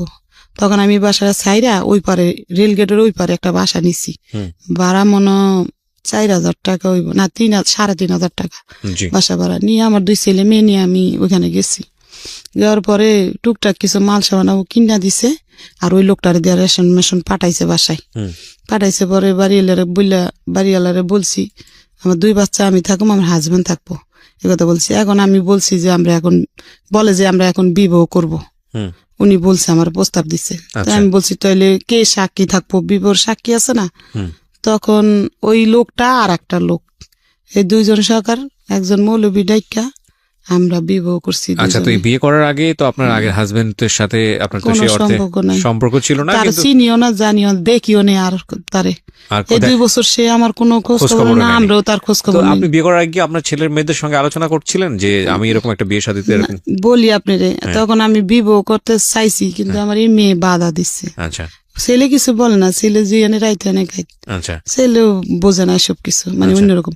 ও মেলে বলে যে না, এরে আমি বাবা বললে স্বীকার করুম না। আচ্ছা, বোঝে সব, বলে যে না। আমি বলি যে থাক বাবা, আমরা ঘর নিতে গেলে ঘর দিব না আমাদেরকে। মানুষে বলে যে ঘর নিতে আইসেন, আপনার হাজবেন্ড কি করে? বলি যে আমার 2 বাচ্চা আর আমি। বলে যে না, বাসা দিব না, বাসা দিব না। আপনি কিভাবে বাসা ভাড়া দিবেন, এই কথা বলে। তখন ওরে বললাম যে একটা গাছের তলে যদি থাইকা তোমরা বাবার পরিচয় দিয়ে থাকো, মানুষ সম্মান দিব তোমাদেরকে, যে তোমার বাবা। This is our society, Priya Shroda. This is our society, and of course you have to face it. দেখুন, আজকে যে মানুষটার জীবন গল্প আমি এখানে তুলে ধরছি, সমাজের একেবারে প্রান্তিক পর্যায়ে, প্রান্তিক অনেকেই বুঝবেন না বলি, নিম্ন পর্যায়ের একজন মানুষ, দিন এনে কোনো রকম একবেলা পেট পুড়ে খেটে খাওয়া একজন মানুষ, এবং সেই মানুষটা যদি নারী হয় তাহলে তার জীবন সংগ্রাম কতটা ভয়ানক হতে পারে, এটা জীবন গল্পে নতুন করে প্রমাণ দেওয়ার কিছু নেই। কিন্তু এইরকম একটা পরিবারেরই তার একটা সন্তান, সে রেপড, যার 11 বছর বয়স। Can you imagine the situation? Okay, আমরা সামনের দিকে আগাই। হ্যাঁ, বলেন। তারপরে বিবাহ করার পরে উনি সেদিন আমাদের বাসায় ছিল, কিন্তু আমার ছেলে ছিল না। ছেলে পরে ক্যান্টনমেন্টের ভিতরে ওদের সাথে থাকে। আমার এই মেয়ে ছিল বাসায়। তখন এই মেয়ে কান্দে দেখে সে চকলেট মকলেট এনে ওরে দিছে। তখন আমাদের বাসায় রাত্রে ছিল। থাকার পরে সকালে সে অফিসে গেছে, অফিসে যে অফিস করে আমার কাছে, মানে প্রতিদিন থাকে না, ইউনিটে থাকে। কিলে হঠাৎ করে থাকে, ইউনিটের কেউ জানলে না মাইন্ড করতে পারে, এর লাগে ইউনিটে ঘুমায়, মাঝে মাঝে এসে আমার কাছে থাকে এরকম করে 2-3 মাস হয়ে গেছে। তখনও জানেন না আপনি যে ওনার আগের একটা বিয়ে আছে? না, যায় না, দেশে যায় না। আচ্ছা, 2004 সালে বিয়ে হয়েছে, তারপরে থাকতে 2006 সালে ও প্যাড হয়েছে। মানে এই মেয়েটা যে মেয়েটা বলতে আজকে ভিকটিম। আচ্ছা, ও ভালোই, লোকটা ভালো, আমার সাথে ব্যবহারও ভালো করতো সব সময়, আমার কোনোদিন মারতো না, খারাপ একটা বকও দিত না, রেশন সবই দিত আমার, তেল। আর আমি ওই কাজটা ছাড়ি নেই, কাজটা করি, মানে একবার কাজ বন্ধ করে দিইনি, যে তার নির্ভয় করে থাকবো সেটা না, যে আমারটা দিয়ে আমার বাচ্চার খরচ চালাইতে পারবো, তারটা দিয়ে আমি ঘর ভাড়া দিব, এরকম। তখন এইভাবে ভেবে ওই বাচ্চা আমার ডেলিভারি হয়েছে। বাচ্চার যেসব 2.5 বছর বয়স, তখন ওনার কুস্টিং হয়ে গেছে। পোস্টিং? হ্যাঁ, হয়েছে হইলো আপনার যমুনা ব্রিজের গোড়ায়। তখন উনি যমুনার গোড়ায় চলে গেছে আমাদেরকে ওইখানে রাইকা। আচ্ছা, চলে যাওয়ার পরে ওইখান থেকে আসে, প্রতি বৃহস্পতিবারে নাইট ফাস্ট নেয়, বৃহস্পতিবার রাত্রে আসে, শুক্রবারে সারাদিন থেকে, শনিবারে সারাদিন থেকে বিকালে চলে যায়। এভাবে সংসার করতে করতে ওই মেয়ের 2.5 বছর হয়ে গেছে। এই মেয়েটার 2.5 বছর বয়স হয়েছে। এখন কাজ সাইডা দিছে, আমার হাজবেন্ড মানে সন্দেহ করে যে কাজ করতে যাইতে পারবা না, মানে সারাদিনে ফোন দেয় ওই যমুনার গোড়ার থেকে, আবার ওদের সাথে কথা বলতে চাইতো। আমি যদি বাজারে যেতাম তারপর 10 বার ফোন দিয়ে লাইতো। এরপরে আমি কাজটা সাইডা দিছি, যে আমার সন্দেহ করবো, তো আমার এই সংসার ডোবাঙ্গে দিব গা, কাজ সাইডা দিয়ে বাচ্চার 2.5 বছর বয়স। হঠাৎ করে একদিন আমার মেজে বোনটা আসছে, এর মধ্যে আমার বড় বোনও জেনে গেছে, ছোট বোনও জেনে গেছে, আমি বিবাহ বসছি, ফ্যামিলির সবাই জানছে, আমার বাবাও জানছে। তো এখন উনি একদিন আমাদের বাসায় আসছে পর আমার বোনের ছেলে আবার স্টেডিয়াম চাকরি করে, ছবি বানায়, ক্যামেরা নিয়ে আসছিল আমাদের বাসায়, দেশে যাইব ওর মার সাথে। তো হঠাৎ করে আমার এই মেয়ে ওর বাবার কোলে ছবি তুললা নিছে। আমার হাজবেন্ড কখনো আমার লোক ছবি টবি তুলতো না, তো ওদিন গিয়ে প্রথম বাবার সাথে কোলে 2.5-3 বছরের ছবি তুললা নিচ্ছে, 2.5 বছরের 3 বছরের ছবি তুললা নিচে ছবিগুলা রাখছে। হঠাৎ করে 2009 সালে আমার সাথে উনি আর যোগাযোগ রাখে নাই, ওই যমুনার গোড়ার থেকে। আচ্ছা, আর খোঁজ খবর নাই ওনার। এখন 2 বছর হইছে, ওনারে আমি বিশ্রে আর পাই না। হ্যাঁ, ওনার দেশের বাড়ির ঠিকানা কইছে, কিন্তু আমি বিশ্রে মানে পাইতাছি না, ওনার যাইনি। আপনাকে যে বিয়ে করেছিল সেখানে কি কোনো কাবিন হয় নাই? কাবিন হয় না, গতি ক্যান্টনমেন্ট গেছি খোঁজ নিতে বললাম। আর ওই নুরুরে বলছি, ও বলে যে কুষ্টিং হয়েছে ওই জায়গা, আমার সাথে যোগাযোগ নাই, এই কথা ওই লোকটা বলে। আর গেটে জিজ্ঞাসা করছি যে কেন বিশ্রাম, আমার হাজবেন্ড আবার আমার না করছিল, যে কেউর কাছে বললো না আমি তোমার বিয়ে করছি, আমার চাকরি চলে যাবো, কিন্তু আমি বুঝতাম না কেন চাকরি দেবো। ওই যে ওর বউ আছে, আবার দ্বিতীয় বিয়ে করলে চাকরি দেবো, এটা আমার বোঝাইতে চাইছি, কিন্তু আমি বুঝতে পারি নাই। এখন 2 বছর ধরে আর কোনো খোঁজ নাই। এখন কি করবো, আবার বাধ্য হইয়া কাজে লাগছি ওই যাত্রা বাড়ি, ওই মিক্সির কারখানায় কাজ করি। এখন 2 মেয়ে হয়ে গেছে, মানে এই মেয়ের লাগে মেয়ে ওরে রাখার আগে কি করবো, রাখতে হয় বাধ্যতা, রেখে কাজ করে করে কোনো মতো চলি 2 বছর ডেইলি ফোন দিতাম 4-5 বার, প্রত্যেকটা সিম বন্ধ করে লাইছে, একটা লোক দিয়ে ফোন দিছে এখন আমারে, ওর একটা ফ্রেন্ড দিয়া বলে যে ও আপনার হাজবেন্ড অসুস্থ, মাদ্রাস নিয়ে গেছে, অ্যাক্সিডেন্ট হয়েছে, আপনি অপেক্ষা করেন, ও মাদ্রাসতে আসলে আপনার কাছে ফিরে দেবে। মনে একটু সান্ত্বনা পাইছি যে হইতে পারে এরকম কি, দেখো তো বললে হঠাৎ করে ওই লোকটারে ফোন দিলে লোকটা আর ধরে না, ওই একদিনে বলছে, আর খোঁজ নেই 2011 সালে ফোনটা রিসিভ করছে পরে আমি কান্দা দিছি পরে আল্লাহর কোন কুদরত আসছে আমাদের বাসায়, বলে যে আমি অ্যাক্সিডেন্ট হয়েছি, মাদ্রাস ছিলাম, সব মিথ্যা কথা, আমি যেমন বলদ আমার বলদরে বুঝাইছে এমন। তখন গেছে সেদিন, পরের দিন আসছে। এখন আমি বলছি দেখেন ভাই, আপনি আমার নিয়ে যদি সংসার করতে চান তাহলে আমার সাথে কাবিন করতে হবে, তাহলে আমি আপনার সাথে সংসার করবো, নাহলে করবো না, আপনি গেছেন গা আমার মতন আমি 2 মেয়ে খাওয়াইতে পারবো, সমস্যা নেই। পরে বলে যে করবো, আমি কাবিন করবো। তখন উনি আর আমি শনিয়াকরা গেছি, তখন আমি আর উনি গেছি, গিয়া আমরা ওইখানে রেজিস্ট্রি কাবিন করছি, আবার এমনি কাবিনও করছি, 2টাই করছি। এটা কি উনি নিয়ে গেছে আপনাকে সেই অফিসে, নাকি আপনি নিয়ে গেছেন? আমি নিয়ে গেছি, 2জনে গেছি রিক্সা দিয়া, যা কাবিন করছি। কইরা পরে আমরা কাবিন লগে তো দেয় না, 3 মাস পরে দিচ্ছে রেজিস্ট্রি কাবিনটা, আর ওই কাবিনটা দিচ্ছে আমার 1 সপ্তাহ না 15 দিন পরে। টাকা দিচ্ছে আমার হাজবেন্ড, 5,000 না কত টাকা নিচ্ছে। কাবিনে কি লেখা, মানে কত টাকা দিন? 2 লাখ টাকা কাবিন করছে। তখন কাবিন করে বাসায় আইছি, তো বালের সংসার করতাছি। পরে ওইখানে আবার উনি সিটিং বাজি করছে। ওই 2 বছর পরে আসছে যে চাকরি করে, কিন্তু যমুনার ব্রিজের গোড়ায় এখন পোস্তকলা আসছে কয়েকদিনের লাগা, চাইছিল কয়েকদিনের মধ্যে আমারে আবার ভোগ কইরা চলে যাইব। কথা বুঝছেন, মানে মনের ভিত্তি হারামজাদর। তখন ওরা আমি জিজ্ঞাসা করি তুমি এখন কোথায় আছো, আমি উত্তরা র্যাবে আছি। শুনলেন কথা কি সিটিং বাস, উত্তরা র্যাবে আছে, ওই কাবিনের ভিতরে র্যাব পরিচয় দিছে। তখন একটু পরে ওনার কাবিন টাবিন করার শেষে ওনার পকেটেতে আমি আইডেন্টি কার্ড বার করে ফেলাইছি, করে দেখি উনি রংপুর 8 ইঞ্জিনিয়ারে কুস্টিং হয়েছে, অরিন অফিসার র্যাঙ্ক ওনার এখন 2009 অরিন অফিসার হয়েছে। তখন আমি বলি এটা কি করলা, কয় কি আরে আমি ছিলাম তো ওই র্যাবে ছিলাম তো এই কয়দিন। শুনলেন কথা, যা কাবিনে র্যাব দিচ্ছে আমার তো সমস্যা নেই। দেখি 5 মিনিট পর পর আমার বাসায় চলে আসে। কিরে র্যাবের থেকে 5 মিনিট পর পর তো উত্তরা থেকে আমার বাসায় আসা যায় না, আজকে আমি পিছ লাগুম ওর সাথে, কই যায় ও দেখবো। তখন উনি বাইরে গেছে ঘরের থেকে, আমি ওনার পিছিয়ে পিছিয়ে যাই, দেখি উনি পোস্তাওয়ালা ক্যান্টনমেন্ট ঢুকছে। তো 1 দিন 2 দিন 3 দিন ঢুকছে, 4 দিন দিয়ে আমি গেটে গেছি, যাই বলি যে এই লোকটারে চিনেন, আমার কাছে ছবি আছে, ছবি দেখেছি। লোকটা কয় কিন্তু অরিন অফিসার খুরশেদ, কি হন আপনি? আমি কি আমার হাজবেন্ড। বলে যে আপনার হাজবেন্ড, আপনার বাচ্চা করা? আমি বলি যে আমার 1 মেয়ে। দেখেছি 1 মেয়ে আমার, এই যে দেখাইছি ছোট মেয়েটা। বলে যে ও খারো ডাইকে আইনা দিতেছি, তখন ডাইকে আইনা দিছে, ও আমার রাস্তায় আইনা বাসায় নিয়ে আসছে। আইসা উনি অন্ত জিদ দিয়ে ফাইটা যাইতেছে, গেটে চলে গেছে, এত ডেয়ারিং হয়ে যাবো আস্তে আস্তে আস্তে করে সইরা গেছে গা রংপুর গেছেন। 3-4 দিন ধরে আমার সাথে আর যোগাযোগ নাই, ফোনও দেয় না, ফোন অফ। আমি এলা গেটে গেছি চালাই করে, যাই বলি যে আমার হাজবেন্ড এখানে তো চাকরি করতো, এখন উনি কোথায়? উনি তো কুস্টিং হয়েছে, আপনার বলেনি? আমি বলি না আমার, হ্যাঁ ওইখানে। কোথায়? এরম জায়গায়। ওরা আমার ঠিকানা লিখে দিছে। আমি ওরে ছোট নিয়ে চলে গেছি এর গাড়িতে, রাইতের গাড়িতে গিয়ে সকালে নামছি, নাইমা আমার হাজবেন্ডে বার করে নিচ্ছি, নিয়ে ওইখানে এসএম স্যারের কাছে বিচার দিছি যে আমি আমার হাজবেন্ডের লগে থাকবো। সব বলছি, বলি যে হাজবেন্ডের লগে থাকবো। তো আচ্ছা থাকলে আপনার হাজবেন্ড ঘর নিলে আপনি থাকবেন। ওই এর আগে আরেকটা ঘটনা হয়েছে, 2009 সালে বাস্ট হয়েছে, যে ওর 2টা বাচ্চা আছে। কেমনে পাইছি জানেন? একটা সিটি পাইছি, ওর মেয়ে সিটি লেখছে বাবার কাছে। 2 মাস ধরে বাবা বাড়িতে যায় না, তার দাদির কাপড় নাই, তার স্কুলের জুতা নাই। এই সিটিটা আমি পাইছি, পায়ানা সিটিটা আমি একজনের দিয়ে পড়াইছি, আমি পড়তে জানি না তো, পড়াইয়া দেখি কি বাচ্চাটির কষ্টের কথা লেখছে এটার ভিতরে। হইনা আমার খারাপ। তখন আমি এটা মানে গোটপিট করছি। ওই যাই না গেছি দিকে ওই পলাইয়া গেছে ওই 2 বছর আর আসে নাই। পলানের আগে এই ঘটনা বললা গেছি, পলানের আগে পলাই গেছে ওই যাই না। আপনি যখন বললেন আর্মিতে গিয়ে এই ঘটনাগুলো, তারপরে কি হলো? তারপর যাই না গেছি দেখে ও পলাইছে। ওই সিডি আমার কাছে আজও আছে, আমি রাইকা দিছি সিডি গুলা।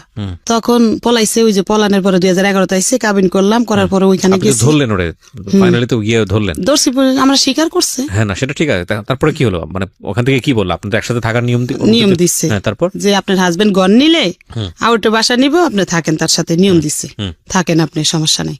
তখন আমি চলে আসছি ঢাকা, যে মাল সামানা নিয়ে পরে যাওয়া লাগবো, ঘর নেওয়ার পরে ঢাকা চলে আসছি আমার বাবুরে নিয়ে। আসার পর ও গাড়িতে উঠাই দিছে, চলে আসছি। আইসা থাকতাছি ওইখানে আসাম স্যারের বলছে কি আমি ঢাকা পোস্টিং নিতে চাই, তাহলে আমার 2টা ফ্যামিলির আমি দেখতে পারবো। ঢাকা পোস্টিং নিতে চাই? হ্যাঁ। তখন মিরপুর স্টাফ কলেজ 12 নম্বরে পোস্টিং নিচ্ছে উনি। আচ্ছা।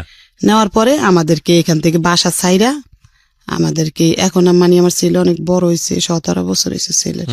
তখন আমি মনে করছি যে আমার হাজবেন্ড ওইখানে রুম নিবো মনে একটা, ওখানে আমার 2 মেয়ে, আবার এই ছেলে কোথায় নিবো, ও কাজ করে এখানে, তো তুমি তো দাদির কাছে থাকো আর আমি ওদেরকে নিয়ে ওখানে যাই, তারপরে তোমারে নিয়ে যাবো পরে। ছেলের দাদি ওই সৎ দাদির কাছে রাইখা গেছি। আমার হাজবেন্ডের এই হলো বাসা আর এই হলো অফিস কাছাকাছি, কিন্তু আমার হাজবেন্ড বলে যে আমার অফিস অনেক দূরে, কিন্তু আমি যেখানে বাসা একটা লুকোচুরির ব্যাপার স্যাপার ছিল। হ্যাঁ, তখনও উনি আমার সাথে গোটপিট করে। আমি বলি যে কত জ্বর আসছে, মানে জ্বর আইছে। পরে আমি বলি যে ভাবি জ্বর আইছে, কি করবো? কয় কি কেন, আপনি তো সবকিছু সরকারি ভাবে পাবেন। বলে যে আমার সাথে জানতো, চলেন দেখা কে খুশির সাহেব বলে না কিছু। আমি বলি উনি তো বলে ওনার অফিস অনেক দূরে, বলে যে ওনার অফিস অনেক দূরে, এই কথা বললো কেন? বুঝি না তো কিছু, ভাবি আপনাদের বেশি কি গোটপিট আছে? আমি না, বলে যে আমার লাগে লোন। তখন আমি ঢুকছি ডাক্তার দেখাইতে, ঢুকার পরে এখন বলে যে বই করা ছাড়া তো ডাক্তার দেখাইতে দিব না। তখন আমার হাজবেন্ড আমি ফোন দিছি যে আমি ডাক্তার দেখাইতে আইছি। বলে যে ভালো করছেন ডাক্তার, ও ইউনিটের ভিতরে মানে অফিসের ভিতরে। তখন উনি একটা সৈনিক জসিম নাম ওরে পাঠাইছে যে তোমার ভাবি আসছে, যাও একটা বই কইরা দাও গা। তখন যায় মানে বই করা লাগে, একটা বই কিন না, ওটার মধ্যে মানে স্যারেরা সিল মারবো, তারপর ডাক্তার দেখানোর নিয়ম। তখন আমি ডাক্তার দেখায় বাসাইছি। রাত্রে জিজ্ঞাসা করছি আমি কি আপনি বললেন না আপনার অফিস অনেক দূরে? বললে যে আসে আর বলে যে চিন্না লাইছেন তো চিনছেন, ভালো করছেন। পরে এরকম করে সংসার করতেছি বালি হঠাৎ কইরা উনি না একটা মেয়ে ওনারে ফোন দেয়, না ধরার গতিকে আমি শূন্য ফেলাইছি। মেয়েটা ওনারে বলতেছে দাদু আপনি ফোন ধরেন না কি লেগা? উনি করছি কি কাইটা দিচ্ছে। আমি শুনছি দেখা আমার উঠছে জিদ উঠছে, ওনার মোবাইল কাইটা নিছি, নিয়ে ওনার নাম্বার টিপা বার করছি। ওনার ওয়াইফের নাম আসমা। বার করে আমি ওই নাম্বারে ফোন দিছি। আমি জানি ওর বোন নাম কি, সব জানি না গেছি। ফোন দিয়া বলি যে এরকম আপনার হাজবেন্ড ঢাকা একটা বিয়ে করছে, আপনি জানেন? বলে যে না তো। তখন তো দেশে শূন্য লাইছে সবাই। শোনার পরে ওই বউ মানে দেশে কান্দাগাড়ি করতেছে, ঢাকাইব। তখন ওই বউ ঢাকাইছে, আইসা বাসা নিতে চাইছে 12 নাম্বার। আমার হাজবেন্ড বাসা নিয়ে দেয়নি, বলছে যে তুই যদি এখন এখানে বাসা নেস তাহলে আমার চাকরিটা চলে যাবো গা। এ কথা বললে ওই বউ আসছে ঢাকা, আইসা ওরা তেল মাইকা দেশে পাঠাই দিছে। 3 মাস পরে আমার বাবু পেটাইছে। তখন বলে যে বাচ্চা নিছোস হ্যান ত্যান, মানে এরকম নিব না বাচ্চা। তখন ও প্যাড হইছে। তখন আমি প্যাড হইতে 12 নাম্বার তখন আমার বাসা চিজ করে ফালাইবো, মানে এখান থেকে চিজ করে অনেক দূরে ফাটাইবো। তো দূরে ফাটাইছে, মানে ও 12 নাম্বার দিকে পাঠাই দিছে। ওইখানে আবার এই বাচ্চা ভর্তি হয়েছে। তো ওদের লাগে দাঁড়ায়। এখন ও করে কি ইউনিটে ঘুমাই থাকে, আমাদের ওইখানে যায় না, ওই বাসার কলেজের ভিতরে ঘুমাই থাকে, যায় না। জানা দিকে দিতে আমার ওই ছেলে ফোন দিছে একটা মেয়ে বিয়া করছে, একটা মেয়েরে ফোন দিছে। আমার হাজবেন্ড বলছে আসো আমি নিয়ে আসি তোমাদের। আইনা করছি কি আমার বাসায় বউ সহকার দিয়া ও নি আর আমার বাসায়ও জানা, আমাদের খোঁজ খবর লয় না। এই দেন সামনাসামনি থাকে, আপনি টাকা পয়সা দেয় মাস শেষ, আর এমনি রাত্রে আসো না বাসায় কিছু না। তখন আমি ওই ছেলে বোরে এখন নিব না, আমি ওদেরকে আনবো কেন? ওরা আইসা মারামারি করে দুইজনে ঘরের ভিতরে। ছোট ছোট মানুষ তো বিয়া করছে 17 বছরে, বুঝেন না? মারামারি করে বউর সাথে। কোথার মেয়ে? কুমিল্লার মেয়ে, কুমিল্লা ক্যান্টনমেন্টের দ্বারের। মারামারি করে দেখে আমি একটা ঘরে ড্রেসিং টেবিল ছিল আমার আগের, ওটা বিক্রি করে ওদেরকে 2000 টাকা দিয়া কইছি তোমরা যাও গা, শ্বশুর বাড়িতে থাকো আন তুমি, পরে আমি ঢাকা যাই কি করি তোমার একটা লাইন করে আমি দিতে পারছি। তখন উনি ওই আমার ওই ছেলে ধরেন হয়েছে সিয়ামেসে, হওয়ার আগে 3 দিন আগে ও চলে গেছে পোস্টিং এ। আমার হাজবেন্ড আর আসে নেই। 3 দিন পরে আমার হাজবেন্ড আসছে। এর মধ্যে আমার বোন আইছে, মেয়ে বোন বাইর বউ আসছে দেশের থেকে, ওরা আমার যত্ন করতেছে। দেশে বলছি দেখে উনি জিদ্দের ঠেলা, আগে তো ভালো বাজার করছে, দেশে বলছি বলে জিদ্দের ঠেলা উনি আমার ঘরে কোনো বাজার করে না। এখন ওনার কুষ্টিম শেষে উনি যশোর চলে গেছে। যাওয়ার পরে আমাদের কোনো টাকা পয়সা দেন, আমাদের ওইখানে ফালাইয়া রেখে গেছে। এখন কি করবো, গেছি যশোর, যাই ওইখানে ইউনিটে টলছি পরে আমার টাকা দিচ্ছে এদিন 10,000 দিছে। পরে আমি আবার চলে আসছি। আই ওইটা দিয়ে বাড়িওয়ালারা দিছি কয় টাকা জানি, ঘর ভাড়া 4-5 হাজার টাকা, আড্ডা দিয়া চলতেছি। কোনো মধ্যে চলতে 2 মাস টাকা পাঠাইছে বিকাশে। পাঠানোর পরে না আবার 2 মাস টাকা পাঠায় না, 2 মাসের ভাড়া বাজ্যা গেছে। তারপর আবার ওই বাবুরি নিয়ে 22 মাসের এখন গাড়ি তুলছি, গিয়া গেটে গেছি। পরে ওই লোকজনে আমার হাজবেন্ডটাই কেনে দিয়েছে, তা হাজবেন্ডে নিয়ে গেছে, নিয়ে এক সৈনিকের বাসায় উঠাইছে। ওটা ওই সৈনিকের কইছে খাওয়া দাওয়া দিতে দিয়া 2 দিন ধরে আমি ওই সৈনিকের বাসায়, আমার হাজবেন্ড আমার খোঁজ খবরও নেয় যায়ও নেই আমার কাছে। তখন আমি নিচে নাইমা গেছি ওরে কোলে নিয়ে, নাইমা আমি ইউনিটের ভিতরে ঢুকছি। ঢুকা কমান্ডাররা মনে মিটিং করতেছে, তাই আমার ডাকছে যে কে, কইছে অনুকের ও ভাই। তা আমার যাই জিজ্ঞাসা করতেছে লেফটেন্যান্ট কর্নেল উনি আমার জিজ্ঞাসা করে গেছি। পরে জিজ্ঞাসা করবো কেন আসছেন, কি ভালো মন্দ, তা জিজ্ঞাসা না করে আমার হাজবেন্ড দাঁড়াই রয়েছে। ও বানাইয়া কইছে ওর বিয়ে হয়েছে আগে। তো আমার তো বিয়ে হয়েছে জানি আমি, সে বিয়ে করছে। বলে যে আপনার কয়টা বিয়ে হয়েছে? আমি কি স্যার আমার আগে বিয়ে হয়েছে, একটা বাচ্চা আছে, মেয়ে বাচ্চা আমার, আমি এটা বলছি।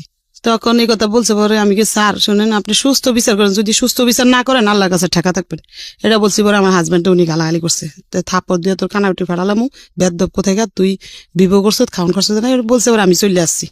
চলে আইসা আমারে মানে আমার হাজবেন্ড গালাগালি করছে বিশ্রী ভাবে, বাইরে নামিয়া গালাগালি করছে। আমি ওই বাবুরা 22 মাসের কোলে মাথা ঠিক ছিল না, ওই ক্যান্টনমেন্টের গেটের সামনে আসছিল ট্রেনের রাস্তা, একবার গেটের সামনে। আমি যে সময় ট্রেনের তলে যাই, ওনারা আমার টানাটানি করছে, আর্মির লোকেরা যে ভাবি এই কাজটা করেন না, আপনি ভালো না। এই ভদ্রমহিলার জীবনের গল্প আসলে সারা রাত শুনলেও শেষ হবে না। কিছু জায়গায় আমাদের স্কুইজ করতে হচ্ছে, কারণ আমাদের গল্পের যে মূল জায়গাটা।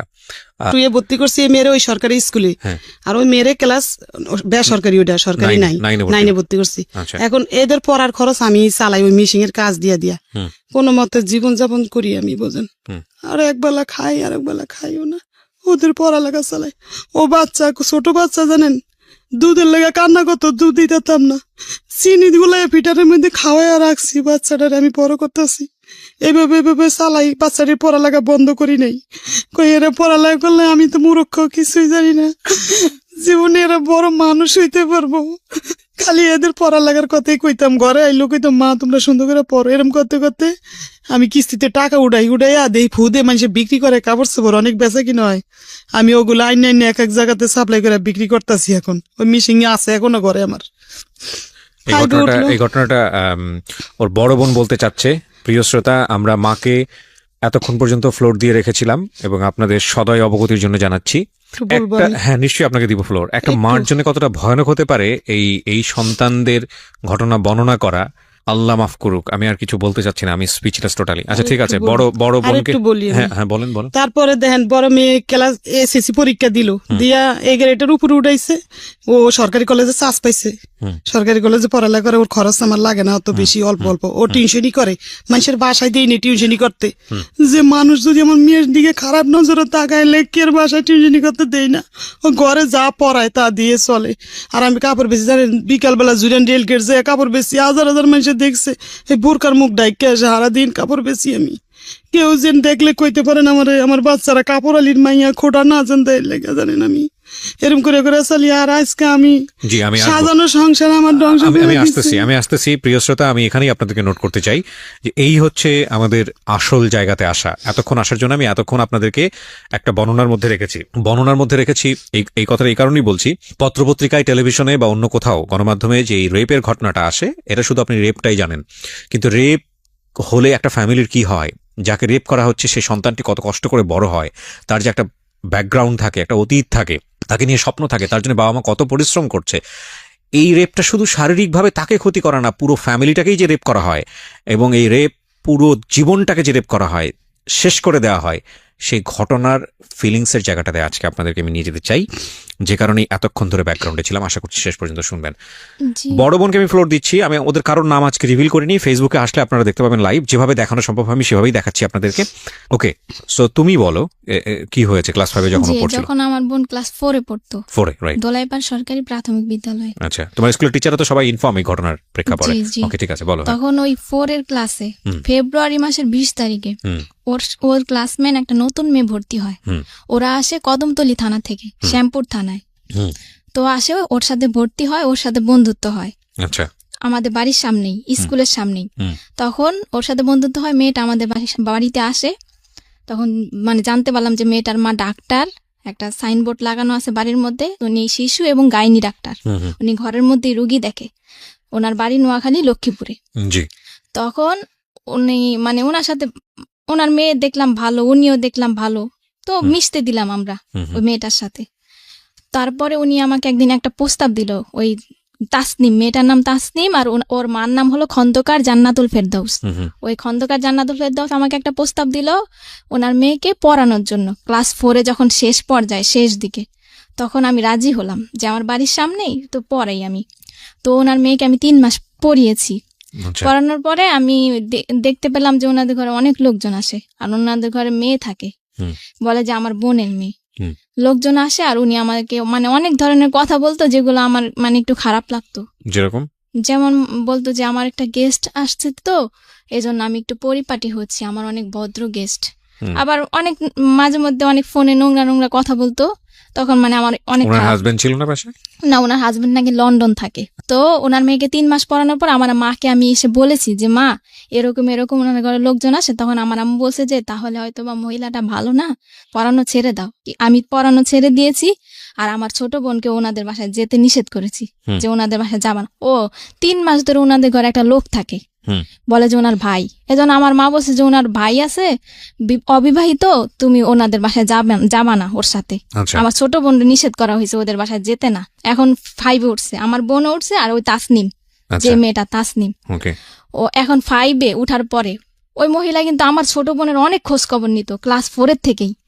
আর ওনার নাম্বারটা আমার কাছে ছিল, ওই যে আমি যে ওনার মেয়েকে পড়িয়েছি তখন ওনার নাম্বারটা আমাদের মোবাইলে সেভ করা ছিল। ওই তো আমাদের নাম্বারে ফোন দিয়ে আমার মাকে জিজ্ঞেস করতো, আমাকে রাস্তায় দেখা হইলে জিজ্ঞেস করতো। ছোট বোনের শুধু খবর নিত উনি, যে ওর কি খবর, মোবাইল করে করেও।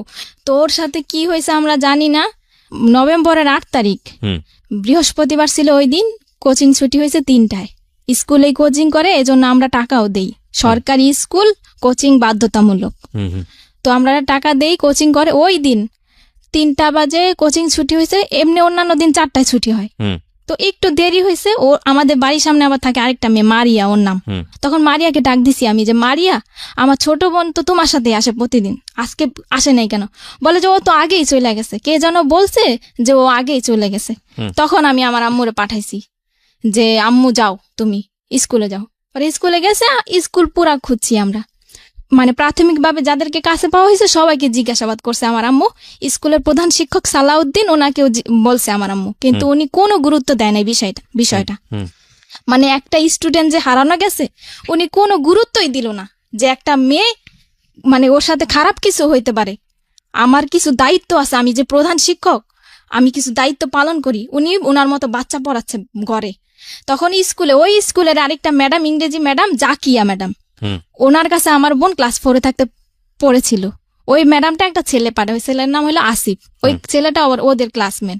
ওই ছেলেটা আমাদের বাসায় আসে, আসার পরে বলে যে আন্টি চলেন এই ওই পারে যাব সুমাইয়াদের বাড়িতে, সুমাইয়া জানে মানে আপনার মেয়ে, ছোট মেয়ে কোথায় আছে।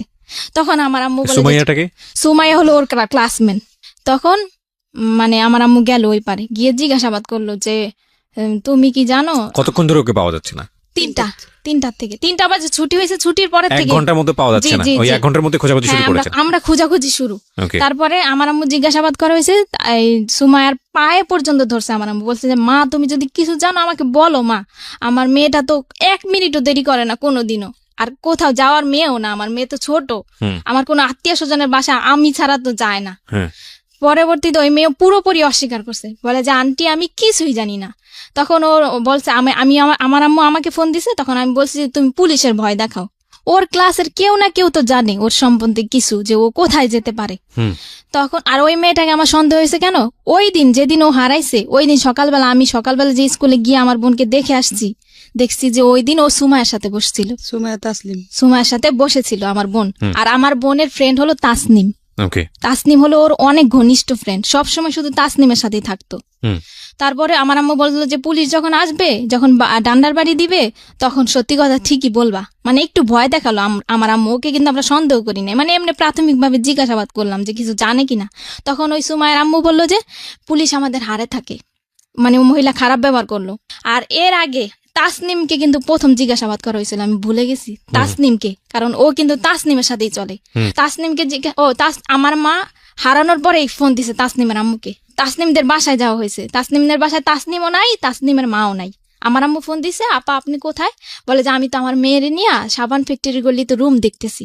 তারপরে উনি আসছে, কিছুক্ষণ পর আইসা আমাদের বাড়িতে আসছে উনি ওনার মেয়ের নিয়ে। আমি আমাদের ঘরে যখন ঢুকছি ওনার মেয়ে আর উনি কিন্তু আমার মাকে কোনো সান্ত্বনা দেয় নাই, কোনো কথাও বলে নাই যে ভাবি চলেন আমরা থানায় যাই জিজি করি, কি চলেন আমরা কোনো বান্ধবীদের বাসায় খুঁজি। উনি কিন্তু কিছুই বলেনি আমার আম্মুকে। আমার আম্মু তো নিচে পড়ে কান্না করতেছে, আর আমিও কান্না করতেছি। আর তাসনিম রে আমি এখন জিজ্ঞাসাবাদ করতেছি যে আপু তুমি কি কিছু জানো, আপু বলো আমারে। বলে যে না আপু আমি কিচ্ছু জানি না, ও ওদের ওই প্রেম গলিতে গেছে, আমি আমাদের গলিতে গেছি। তাসনিমকে আমি কেন সন্দেহ করেছি, এর মধ্যে একটা কারণ আছে। কারণ যখন মানে আমার ছোট বোন কোচিং এ বাসায় কিন্তু এসে খেয়ে আবার কোচিং এ যেত, কোচিং এ যাওয়ার সময় ওর ব্যাগ থেকে একটা চিঠি পড়ে গেছে। চিঠিটার মধ্যে 3টা মেয়ের নাম উল্লেখ ছিল, ফারিহা, রাজিয়া আর তাসনিম। চিঠিটা ও তাসনিমের কাছে লিখেছে, আমার বোন তাসনিমের কাছে লিখেছে যে প্রিয় তাসনিম, আশা করি ফারিয়াকে নিয়ে ভালোই আছো। আর রাজিয়ার নাম এই চিঠিটার মধ্যে কিন্তু কোনো ছেলের নাম উল্লেখ নাই, তাহলে আমরা কিভাবে সন্দেহ করি যে আমার বোন কোনো ছেলের সাথে যেতে পারে? তাসনিম কিন্তু লিখছে। তখন আমি চিঠিটার কথা গোপন রাখি, তাসনিমের কাছে বলি না যে আমি একটা চিঠি পাইছি, চিঠিটা আমি দেখাইও নাই। কিন্তু আমার পুরোপুরি সন্দেহ হয়েছে যে তাসনিমই জানে যে আমার বোন কোথায় আছে, আর তাসনিমের মাই নিছে আমার বোনকে। তখন আমি আমার মাকে আমি বলছি যে তুমি এখনই থানায় যাও, গিয়ে জিটি করো। কিন্তু আমার আম্মু থানায় যায় নাই। তখন আমার আম্মু তখন কি করছে, আমার মানে আত্মীয় স্বজন সবাইকে ফোন দিছে, সবাই অলরেডি চলে আসছে। আসার পরে আমার বড় বোন মানে বড় খালার ছেলে একটা মাইক ভাড়া নিছে, দোলাইপার ওই পারে 1 নম্বর গলি থেকে মাইক ভাড়া নিছে। ওই 1 নম্বর গলিতে কিন্তু আমার বোনটা ছিল, যেই জায়গা থেকে আমরা মাইক নিছি ওইখানেই আমার বোনটা ছিল। ওইখান থেকে কুতুবখালী 1 নাম্বার গলি, 2 নাম্বার গলি, ডিপটির গলি, কুতুবখালী, দোলাইপাড়, মিরাজির বাগ পুরা কিন্তু আমরা মাইক দিয়ে অ্যালাউন্স করছি। স্কুলের হেড স্যার কিন্তু কোনো পদক্ষেপ নেয় নাই, আর আমার আম্মুকে একটা ফোনও দেয় নাই, হেল্পও করে নাই। উনি কিন্তু বাচ্চাই পড়াইতেছে। স্কুল থেকে হারিয়ে গেছে বেশি বেশি কোচিং এর থেকে স্কুলে কোচিং বাধ্যতামূলক। জি, বাধ্যতামূলক, এবং কি আমরা টাকা দেই। কোচিং করতে চাইতাম না, বইরা বাইরেই তো বেত দিয়া। আমার বাচ্চা না, সবার বাচ্চা। কোচিং না করলে বাচ্চাদেরকে কম নাম্বার দেওয়া হয় এবং ফেল করিয়ে দেওয়া হয় এবং বাচ্চাদের উপর টর্চার করা হয়। কি দুর্ধর্ষ, কি অমানবিক। এবং আমরা কবে আসলে এই জায়গা থেকে বেরোতে পারবো? না না না, আমি আপনার বড় মেয়ের কাছ থেকে শুনতে চাই, আপনাকে আমি ফ্লোর দিব পরে আবার। হ্যাঁ বলেন। তারপরে আমার আম্মু গেল হেড স্যারের বাড়িতে। আবার হেড স্যারের বাড়িতে যাওয়ার পরে আমার আম্মু হেড স্যারের সাথে কথা বলতে চাইলো। হেড স্যারের দেখে যে বাচ্চা পড়াচ্ছে, তখন ওই মরিয়ম নামে একটা মেয়ে, ওই মেয়েটাকে আমার মা নিতে চাইলো যে মরিয়ম তুমি আমার সাথে আসো, তুমি তো চিনো তোমাদের ক্লাসের কারো না কারো বাড়ি, আমি যাব তোমাকে নিয়ে। স্যার কিন্তু ওই মেয়েটাকে দিতে রাজি হয় নাই, যে না ও যেতে পারবে না, ও পড়ছে। তখন তাসনিমের মা উনি হেড স্যারের সাথে দরজা লাগায় কি যেন বলতেছে। আমার আম্মু কিন্তু দরজা ফাঁক দিয়ে দেখছে, কিন্তু তখনও কিন্তু আমরা জানি না যে স্কুলের প্রধান শিক্ষকও জড়িত, উনিও জানে, এমনকি ওই মহিলার কাছেই তো আমার বোনটা, কিন্তু আমরা তো আর জানি না যে ওনার কাছেই আছে। তখন আমার আম্মু এসে বলল যে এরকম এরকম হেড স্যার আর তাসনিমের মা কথা বললো, আমাকে কোনো গুরুত্ব দিল না, আর আমি একটা বাচ্চা নিতে চাইলাম, আমাকে তাও দেওয়া হলো না। হেড স্যার বলে যে দেখেন কোনো বান্ধবীর বাড়িতে গেছে কিনা, এটা বলছে হেড স্যার, আর কোনো গুরুত্ব দেয় না যে চলেন আমি যাই আপনাকে নিয়ে থানায়, কি আমি প্রত্যেকটা গার্জিয়ানের নাম্বারে ফোন দেই, কি আপনাকে একটা বাচ্চা দেই, আপনি যান খোঁজ করেন, কি প্রত্যেকটা গার্জিয়ান আমি ডাকাই, বাচ্চাগুলোকে আমি ডাকাই, কোনো পদক্ষেপ নেয় নাই উনি। তখন আমার আম্মু মাইক দিয়ে অ্যালাউন্স করার পর থানায় গেল, সাধারণ জিডি করলো একটা রাত্রে, তখন 10টা বাজে। সাধারণ জিডি করার পর শ্যামপুর থানা একটা সাধারণ জিডি করা হলো, কারো সন্দেহ করে না, মানে একটা সাধারণ হারানো একটা সাধারণ জিডি। যে আমাদের যে জিডির যে মামলার আজম, SI আজম, ওনাকে আমার আম্মু নিয়ে আসলো গাড়ি নিয়ে। আমার মেজো খালা আমার মা গাড়িতে নিয়ে আসলো। আমার আম্মু সন্দেহ করলো, আমি বললাম যে আমি ওই মহিলাকে সন্দেহ করছি, যে ওই মহিলার মেয়ের সাথেই চলে, ওই মহিলাই জানে, ওই মহিলার মেয়েই জানে। যদি ওনারাও না নেয় তাহলে ওনারা জানে যে ও কোথায় আছে, কোথায় গেছে। তখন ওই মহিলাকে সন্দেহ করে আমি আমার মাকে পাঠালাম, রাত্রে 2টা বাজে গাড়ি নামায় নিয়ে আসছে, মহিলার বাসায় গেছে পুলিশ নিয়ে। তারপরে ওনার মেয়েকে মানে আমরা পুলিশ নিয়ে চাপ দিলাম, আর ওই খন্দকার জান্নাতুল ফেরদাউসকে চাপ দিলাম আমরা। তখন ওই মহিলা কিন্তু স্বীকার করেনি, আর মহিলার মেয়েও স্বীকার করেনি। তখন ওনার মেয়েকে আমরা মানে সন্দেহ করলাম ওনার বোনকে। ওনার বোন আবার থাকে পান্থপথ, ওই দোলাইপাড়াই পান্থপথ একটা মানে একটা স্থানের নাম, ওই স্থানে থাকে আর কি। তো ওইখানে ওনার মেয়েকে মানে আমরা চাইলাম যে তোমার খালার বাসায় হয়তো বা থাকতে পারে। তখন ওনার মেয়েটাকে কিন্তু উনি একাই দিয়ে দিল। উনি কিন্তু কোনো আপত্তিকর মানে কথা বললো না যে না আমার মেয়েকে দিব না, আমি এত রাত্রে এতগুলা পুলিশের সাথে আমি কিন্তু দিব না আমার মেয়েকে। উনি কিন্তু ওনার মেয়েকে দিয়ে দিল আমার মার সাথে। আর আমার মা ওনার মেয়েকে নিয়ে এই রাত্রে 2টা বাজে ওর খালার বাসায় গেল। খালার বাসায় আর ওই গাড়ির মধ্যে ওনার মেয়েকে আমার মা কোলের মধ্যে রাখলো এবং বললো যে মা বলো, মা যদি তুমি কিছু জানো তাহলে বলো। কিন্তু ওনার মেয়ে কিন্তু কিছুই বললো না, যে না আন্টি আমি কিছুই জানি না। তখন ওর খালার বাসায় খোঁজা হলো, নেই, ওই বাসায়ও নেই। তখন ওই মহিলা আমার মাকে বললো, যখন ওনার মেয়েটাকে ফেরত দেওয়া হলো খুঁজে আসার পর, তখন মহিলা আমার মাকে বললো যে কাজটা কিন্তু আপনি ঠিক করেন নাই, মানে আমার বাসায় যে পুলিশ নিয়ে আসছেন কাজটা কিন্তু ঠিক করেন নাই আপনি। তখন আমার মা বললো যে আমি পুলিশ নিয়ে আসছি, একটু পর আমি র্যাব নিয়ে আসবো, মানে আপনার কাছেই আমার মেয়ে আছে, আপনিই জানেন। আমার মার তখন মাথা ঠিক ছিল না, বলছে। আর মেয়েটা কিন্তু উনার কাছেই ছিল। কিভাবে উদ্ধার হলো তারপরে আমার মা চলে আসলো বাড়িতে। পরের দিন সকালবেলা শুক্রবার আমার আম্মু কিন্তু শুক্রবারে র্যাবের অফিসে গেল 2বার। এর মধ্যে আমার ছোট খালা মানে মিডিয়ার লোকদের খবর দিল, 71 চ্যানেলের একজন রিপোর্টার, আর টুটুল উনি বিজয় টিভির, আর দৈনিক দিন প্রতিদিনের পত্রিকার একজন, এই 3 জন আর কি আমাদের পাশে এসে দাঁড়ালো আর কি, সান্ত্বনা দিল আমার মাকে যে আপা কান্নাকাটি করে না, আপনার মেয়েকে পাবেন। 2 দিনে আমরা র্যাবের অফিসে গেলাম, ওই টুটুল বিজয় টিভির সাংবাদিক ওনাকে নিয়ে, উনি সাক্ষী, কেসের সাক্ষী ওনারা। তো ওই দিন শুক্রবার, আর মহিলার কাছে গিয়েছে ওনারা সকালবেলা, ওই মিডিয়ার লোকেরা, মিডিয়ার লোকদের সাথে ওই মহিলা অনেক খারাপ আচরণ করছে, এগুলো ভিডিও ফুটেজ ওই সাংবাদিকদের কাছে আছে। তারপরে ওই শুক্রবার সন্ধ্যা 7টায় আব্দুর রব নামের একজন লোক আসলো, এসে আমাদের দরজা টোকা দিল। সন্ধ্যা তখন 7টা। তখন বললো এই রুমে কি কাপড় বিক্রি করে সেই মহিলা থাকে? তখন আমার আম্মু বলল যে হ্যাঁ আমি বিক্রি করি, আমি থাকি। আব্দুর রবটা কে জানো? আব্দুর রব, যে বাসায় ওরা রাখছে, যে বাসায় ছিল 30 ঘন্টা, ওকে ওকে, হ্যাঁ ওই আব্দুর রব। বলে আমার আম্মু বলে কি ওই লোকটা বলতেছে যে আপনার মেয়ে আমার বাসায় আছে, আমার কাছে আছে। তা আমার আম্মু বলে যে আপনার বাসায় আছে, আপনার বাসা কোথায়? বলে যে আমি তো মেম্বরের বাড়িতে থাকি। তা আমার আম্মু বললো মেম্বরের বাড়িতে এই যে আপনি কাছে থেকে আমার মেয়েটা দিলেন না, আপনি কি? বলে যে না আমি তো 7 তলায় থাকি। বলে যে কোন 7 তলায়? বলে যে না আমি তো 1 নম্বর গলিতে থাকি। লোকটা কয় ধরনের কথা বলা শুরু করছে। আর বলে যে আপনার মেয়েটা আমার মেয়ের সাথে চলে গেছে, আপনি নাকি অনেকে মানে মারধর করেন মেয়েকে, আমার কাছে আশ্রয় চেয়েছে, আমি আশ্রয় দিয়েছি। ওনার স্ত্রীকে ফোন দিল, কোথায় তুমি? আসলো আমার বোনটাকে নিয়ে আসলো। আমার বোনটা কে 2টা পুরুষ লোক ধরে ধরে নিয়ে আসছে, আমাদের দোতলার ভাড়াটিয়ারা সবাই সাক্ষী। তখন সবাই মানে ওই লোকটা যে এসে বললো সবাই কিন্তু দরজা খুলে ফেললো, সব কথাই। আমার বোনটা কাঁপতেছে, প্রচন্ড কাঁপতেছে, মানে যাকে দেখে তাকেই ভয় পায়, আর শরীরে অনেক জ্বর ছিল আমার বোনের। তখন লোকটা কিন্তু ঘরের ভিতরে ঢুকতে চাইলো না। আমার আম্মু অনেক কষ্টে আর আমি অনেক কষ্টে বললাম যে আঙ্কেল আপনাকে কিভাবে ধন্যবাদ জানাবো, আপনি একটু বসেন, কিছু খান আপনি। লোকটা কিন্তু ঢুকতে, এই মহিলা তোর বাচ্চাটা ফেরত দেওয়া কি আমার অপরাধ হইলো? মানে উনি কি আবল তাবল কথা বলতেছে। তখন ওনাকে বসালাম। আমার আম্মু বলে যে আমার গার্জিয়ান আসবে, আমার গার্জিয়ানকে বুঝিয়ে দিবেন আমার মেয়েকে। তখন আমরা মিডিয়ার লোকদেরকে খবর দিলাম, ওই যে আমাদেরকে সান্ত্বনা দিয়েছিল, আমাদের পাশে দাঁড়িয়েছে, আর আমার খালা, আমার আত্মীয় স্বজন সবাই আসলো।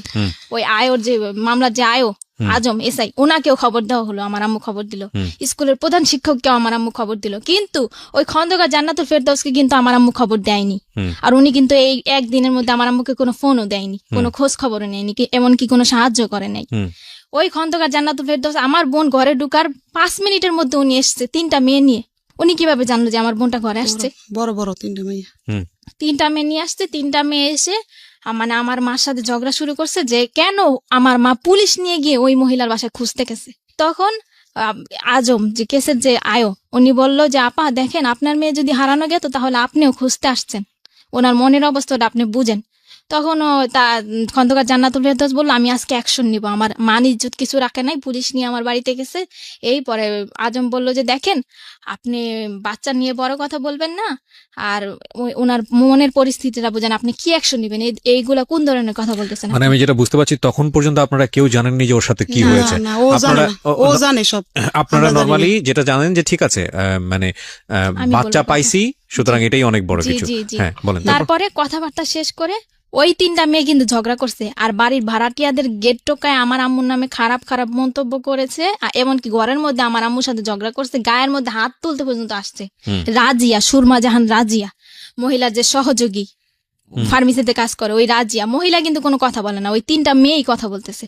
আর মিতু আসছে, মিতু নাকি ওনার বোনের মেয়ে। মিতু এসে বলতেছে যে গণতান্ত্রিক বাংলাদেশে বিনা কারণে কাউকে জেল খাটানো যায় না, এখানে কিন্তু কোনো জেল খাটানোর কথা উঠে না। ওনারা কিন্তু নিজে একটা কেওয়াস হচ্ছিল। হ্যাঁ তারপরে কি হলো? তারপরে ওনারা সবাই চলে গেছে, কেসের আয়ও চলে গেছে। স্কুলের প্রধান শিক্ষক আসছে এখন। প্রধান শিক্ষক এসে বলতেছে যে এই মেয়ের মা মেয়েকে অনেক অত্যাচার করে, মেয়ে আমার কাছে অনেক দিন বলছে স্কুলে, এই মেয়ের মা মেয়েকে এত অত্যাচার করছে যে মেয়ে চলে গেছে অন্যদের বাড়িতে। তখন হেড স্যার ওকে গিয়ে ধমকাচ্ছে ভিতরের রুমে যে এই মেয়ে, মানে ওকে নাম ধরে বলতেছে যে তুই কার সাথে গেছিস। তখন ও বলছে যে তাসনিম। বলে যে কশাকার তাসনিম না খশাকার তাসনিম, এই প্রশ্নটা ওকে 3বার করা হয়েছে, ও কিন্তু বলছে যে কশাকার তাসনিম। আর হেড স্যার কিন্তু জানে যে ও তাসনিমের সাথে চলে, আর খশাকার তাসনিম নামের কোনো মেয়েই নাই। তখন ওকে ধমকানো হলো, কিন্তু আমরা কিন্তু তখন বুঝি নাই, ওকে চোখ গোড়ানি দেওয়া হয়েছে আমার সামনে, আর আমার 2 খালা, আমার নাম কবি না কিন্তু, মানে ওকে চোখ গড়ানি দেওয়া হয়েছে, আমরা কিন্তু বুঝি নাই যে কেন ওকে চোখ গরম দিচ্ছে। স্যার চলে গেছে, সবাই চলে গেছে। তখন পত্রিকার একজন লোক ছিল, আমার ছোট খালা ছিল। তখনই আমার বোনের অবস্থা, শারীরিক অবস্থা, তখন মিডিয়ার লোকের একটা মানে একটা জবানবন্দি দিল, ওর কাছ থেকে জবানবন্দি দিল। মানে ওই মুহূর্তে ও যা বলেছে আমি তাই বলতেছি। ও বলল যে তোমার সাথে কি কি ঘটেছে। তখন ও বলছে যে তাসনিম, সাইমা, সুমাইয়া, এই 3জনই ওদের ক্লাসে পড়ে। এই 3টা মেয়ের সাথে কোচিং ছুটির পরে আমি গেছি খন্দকার জান্নাতুল ফেরদৌসের ফার্মেসিতে যাওয়ার পর মহিলা একটা রুমালের মধ্যে কি দিছে, তারপর আমার আর কিছুই মনে নেই। পরের দিন সকালবেলা আমি উঠে দেখি যে আমি আব্দুর রবের বাড়িতে, ওই যে সাইমাদের বাড়িতে। সাইমার বাবা কিন্তু আব্দুর রব। এতটুকু আমি ওর মুখ থেকে শুনতে চাই, মানে আপনার পাশে যে আপনার বোনটা বসে আছে, ছোট বোন, ওকে একটু আমার উপরে ছেড়ে দেন। হ্যাঁ যান, আপনি আমার উপরে ছেড়ে দেন, আমি ওকে সাথে কথা বলে যতটুকু পারি আমি ওর সাথে একটু জানার চেষ্টা করি। মাইক্রোফোনটাও সামনে দেন। হ্যাঁ, এই যে তোমাকে যেটা খাওয়াতো চানাচুর বা যেটা বলো বিস্কিট বা যেটাই বলো না কেন, এটা খাওয়ানোর পরে তুমি জানতা না যে কি হচ্ছে তোমার সঙ্গে, তাই কি? জি। আচ্ছা, এই ভিডিওটা তোমাকে দেখিয়েছিল কবে? মানে 15 দিন আগে, হারানোর 15 দিন আগে। 15 দিন আগে দেখে কি বলেছিল? বলেছিল এটা যদি কারো কাছে বলো তাহলে ইন্টারনেটে ছেড়ে দিব। তুমি তাহলে বুঝতে পারছিলা যে তোমার সঙ্গে কি হচ্ছিল? জি। তারপর আর ওদের বাসায় যাইনি 15 দিন। কি? ও ওকে, মানে এটা কি তোমার সঙ্গে এরকম রেগুলারই হতো? 2-1 বার হয়েছে নাকি একবার হয়েছে? এই ভিডিওটা করার সময় শুধু একটাই হয়েছে নাকি এর আগেও এরকম কন্টিনিউ করতো ওরা এই কাজগুলা? সেটা আমি জানি না আমার সাথে কি হতো, কিন্তু ভিডিওটা দেখার পরে বুঝতে পারছি আমি কিছু একটা হতো তোমার সঙ্গে। জি। এবং এটা দেখার পরে তুমি ছেড়ে দিয়েছো যে তুমি আর ওদের বাসায় যাও নাই? জি। আর আচ্ছা। ওই বাসায় আমি হেড স্যারকে 4 দিন দেখছি, আমাদের স্কুলের প্রধান শিক্ষককে। আপনারা কেন কথা বলতেছেন? আপনারা কথা বলতে তাহলে তার বড় দরকার নাই এখানে। আপনি তোর সঙ্গে কথা বলতেছি না, আপনারা কেন? আপনারা কি উত্তেজিত অনেক বেশি? আমাকে একটু ফ্লোর দেন না, আমি কথা বলি প্লিজ। কেউই কোনো কথা বলবেন না, আমার যেটা জানার দরকার সেটা আমি ওর কাছ থেকে বের করে নিব, ঠিক আছে? ওকে, হ্যাঁ বলো, তুমি বলো, তুমি তোমার মতো করে বলো না, যা হয়েছে হয়েছে বলো। হ্যাঁ, কি হয়েছে বলো। হেড স্যারকে আমি 4 দিন দেখছি। 2 দিন দেখছি ওনাদের বাসায় হাসাহাসি করতেছে তাসনিমের আম্মুর সাথে, আর 2 দিন দেখছি গোসল করতে। হেড স্যারকে গোসল করতে দেখেছো ওই বাসাতে? জি। আচ্ছা, তো তুমি যখন এই ধরনের একটা ঘটনা তুমি বাসার মধ্যে, তুমি তো বুঝতে পারছিলে যে কিছু একটা হচ্ছে যেটা হওয়া উচিত না, তাই না? কিছু কি বুঝতে পারতেছিলা যে কিছু একটা হচ্ছে? হেড স্যারকে তো এই বাসায় দেখার কথা না, তুমি কি বুঝতে পারতেছিলা বিষয়টা? নাকি মনে হচ্ছিল যে ঠিক আছে দেখছি, ঠিক আছে? তোমার মনে হয়নি যে এই বিষয়গুলো গিয়ে বাবা মার সঙ্গে কথা বলি, মাকে জানাই বা আমার বড় বোনকে জানাই, এটা মনে হয় নাই? কি মনে হয়েছে যে জানালে কোনো সমস্যা হতে পারে বা ওদেরকে জানালে বকাঝকা করতে পারে, মার দিতে পারে, এরকম কিছু কি? না। তাহলে জানাওনি কেন? আমি মানে কি আমার অনেক চাপ ছিল। কি ধরনের চাপ বলো তো? তোমার মা যদি তোমাকে বকাঝকা করে এটা বলতে কোনো সমস্যা নাই, পৃথিবীর সব মাই তার বাচ্চাদেরকে শাসন করে, টেনশন করার কোনো কারণ নাই, ঠিক আছে? তুমি আমাকে দিল খুলে বলো, হ্যাঁ মন খুলে বলো, কি হয়েছে তোমার সঙ্গে, কিসের চাপ ছিল? আমি সকালে 9টার দিকে স্কুলে যেতাম, স্কুলে ক্লাস করে 2টা বাজে ছুটি দিত। জি। ছুটি দেওয়ার পর বাসে যেতাম খাবার খেয়ে, তারপরে 3টা বাজে আসতাম, 4টা বাজে ছুটি দিত কোচিং এ। আচ্ছা, তারপর আবার হেড স্যার একজন শিক্ষক টিচার খুঁজে দিছে, হ্যাঁ, তার কাছে পড়তাম 7টা থেকে 8টা পর্যন্ত 1 ঘন্টা। আচ্ছা, তারপর আবার বাসায় পড়তাম, কোনো বলার সুযোগ ছিল না। আচ্ছা, আর এছাড়া আমি আমার মাকে বলছিলাম যে আমার পেটে নিচে প্রচুর ব্যথা করে, আমার আম্মু বলে যে গ্যাস্ট্রিকের ব্যথা, এই কারণে। তার মানে তোমার সঙ্গে যখন এই ঘটনাগুলো ঘটতেছিল, যখন তুমি বুঝো না বিষয়টা, তখন তুমি বাসায় বলেছো যে তোমার এটা ব্যথা করে, কিন্তু তোমার মা এই জিনিসটাকে বেশি আমলে নেয়নি, তাই কি? জি। আচ্ছা, তারপর কি হলো? ঠিক আছে, গ্যাস্ট্রিকের ব্যথা, কোনো ট্যাবলেট দিয়েছিল? হ্যাঁ, গ্যাস্ট্রিকের ট্যাবলেট দিয়েছিল, বলেছিল এটা খেলে হয়তো তোমার ব্যথা সেরে যাবে। আচ্ছা, তারপরেও ব্যথা সারেনি, প্রচুর ব্যথা করতো। তুমি কি কখনো এরকম কোনো কিছু দেখেছো? মানে আমি তোমাকে এই জিনিসটা জিজ্ঞেস করছি যেটা আমার জায়গা থেকে 100% ক্লিয়ার হওয়ার জন্য, কারণ আমি জানি এরপরে তোমাকে পুলিশে জেরাতে নেওয়া হয়েছে, সেখানেও অভিজ্ঞতা ভালো না তোমাদের, আমি গল্পটা জানি, যে কারণে আমি একটু আমার জায়গা থেকে একটু বিষয়টা ক্লিয়ার করতে চাই। তুমি কি কখনো এমন কোনো বিষয় দেখেছো তোমার শারীরিকভাবে যেটা তোমার কাছে খুব অস্বাভাবিক মনে হয়েছে, ভয়ঙ্কর মনে হয়েছে? এরকম কোনো বিষয় কি তুমি দেখেছো কখনো? নিজে থেকে অবজার্ভ করেছো কখনো? না। এরকম কোনো কিছু অবজার্ভ করনি। এখানে একটা নোটিস করার মতো বিষয় আছে প্রিয় শ্রোতা, সেটা হলো যে যাকে ওনারা অ্যাকিউজ করছেন, আমি কিন্তু আবারও বলেছি, অনুষ্ঠানের শুরুতেই বলেছি, এটা এখন পর্যন্ত প্রমাণিত না, যাকে ওনারা অ্যাকিউজ করেছেন তিনি একজন ডক্টর ছিলেন, তথাকথিত ডক্টর, যেটাই বলি না কেন, কোনো পত্রিকার রিপোর্ট এসছে উনি একজন ভুয়া ডাক্তার, তো ইনি একজন ফার্মাসিস্ট ছিলেন, যাই থাকুক না কেন। সুতরাং এই ধরনের বিষয়গুলো সম্পর্কে ওনার মোটামুটি একটা ভালো দখল ছিল। তো তোমাকে ভিডিও দেখানোর ভয় দেখাচ্ছে 15 দিন আগে, এই ভয়টা ওরা কেন দেখিয়েছে সেটা আমি জানি না। না, কিন্তু তোমাকে ভয় দেখালে তো কোনো একটা কারণে দেখাতে হবে। আজ তুমি ওদের বাধ্য ছিল না বা কিছু? তোমার বড় বোনের বোধহয় বলতে চাচ্ছে, কিসের কারণে ভয়? মানে ভিডিওটা কেন দেখাইছে, যে ওই তাসনিমকে প্রশ্ন করছে যে তোমাদের বাড়ি খাবার খেলে আমার কেন এমন লাগে, হ্যাঁ, তখন কিন্তু ও বলছে যে তোমাদের বাসা আমি আর যাবো না। আচ্ছা, এই না বলছে যে যাবে না, এজন্য ওকে ফার্মেসিতে ডেকে নিয়ে ভিডিওটা দেখাইছে আর বলছে যে তুমি আমাদের কথা শুনতে বাধ্য। ও, তার মানে বিষয়টা হচ্ছে এরকম যে ও যদি বাসায় না যায় তাহলে আলটিমেটলি এই ভিডিওটা পাবলিশ করে দেবে বা এরকম কিছু একটা করেছে। আর যদি তোমার পরিবারের কারো কাছে বলো তাহলে তোমাকে টুকরা টুকরা করে পাচার করবে, এটা ওর কাছ থেকে জেনেছি আমরা, ওকে পাওয়ার পরে। আচ্ছা, এর আগে কিন্তু আমাদের বলে নাই। তার মানে এই জিনিসটা খুব প্ল্যান ছিল আপনাদের কথা অনুযায়ী, এবং এটা অনেকদিন ধরে ওর সঙ্গে হয়েছে। তো নোটিশ করেছে আপনাদের বাসাতে যে আমার তলপেটে ব্যথা করছে, যেটা খুব স্বাভাবিকভাবে বলতাম যে তুমি হাত ধো না, আর তুমি পানি খাও না, এজন্য তোমার পেটে ব্যথা করে, আর প্রচন্ড পেটে ব্যথা কান্না করতো।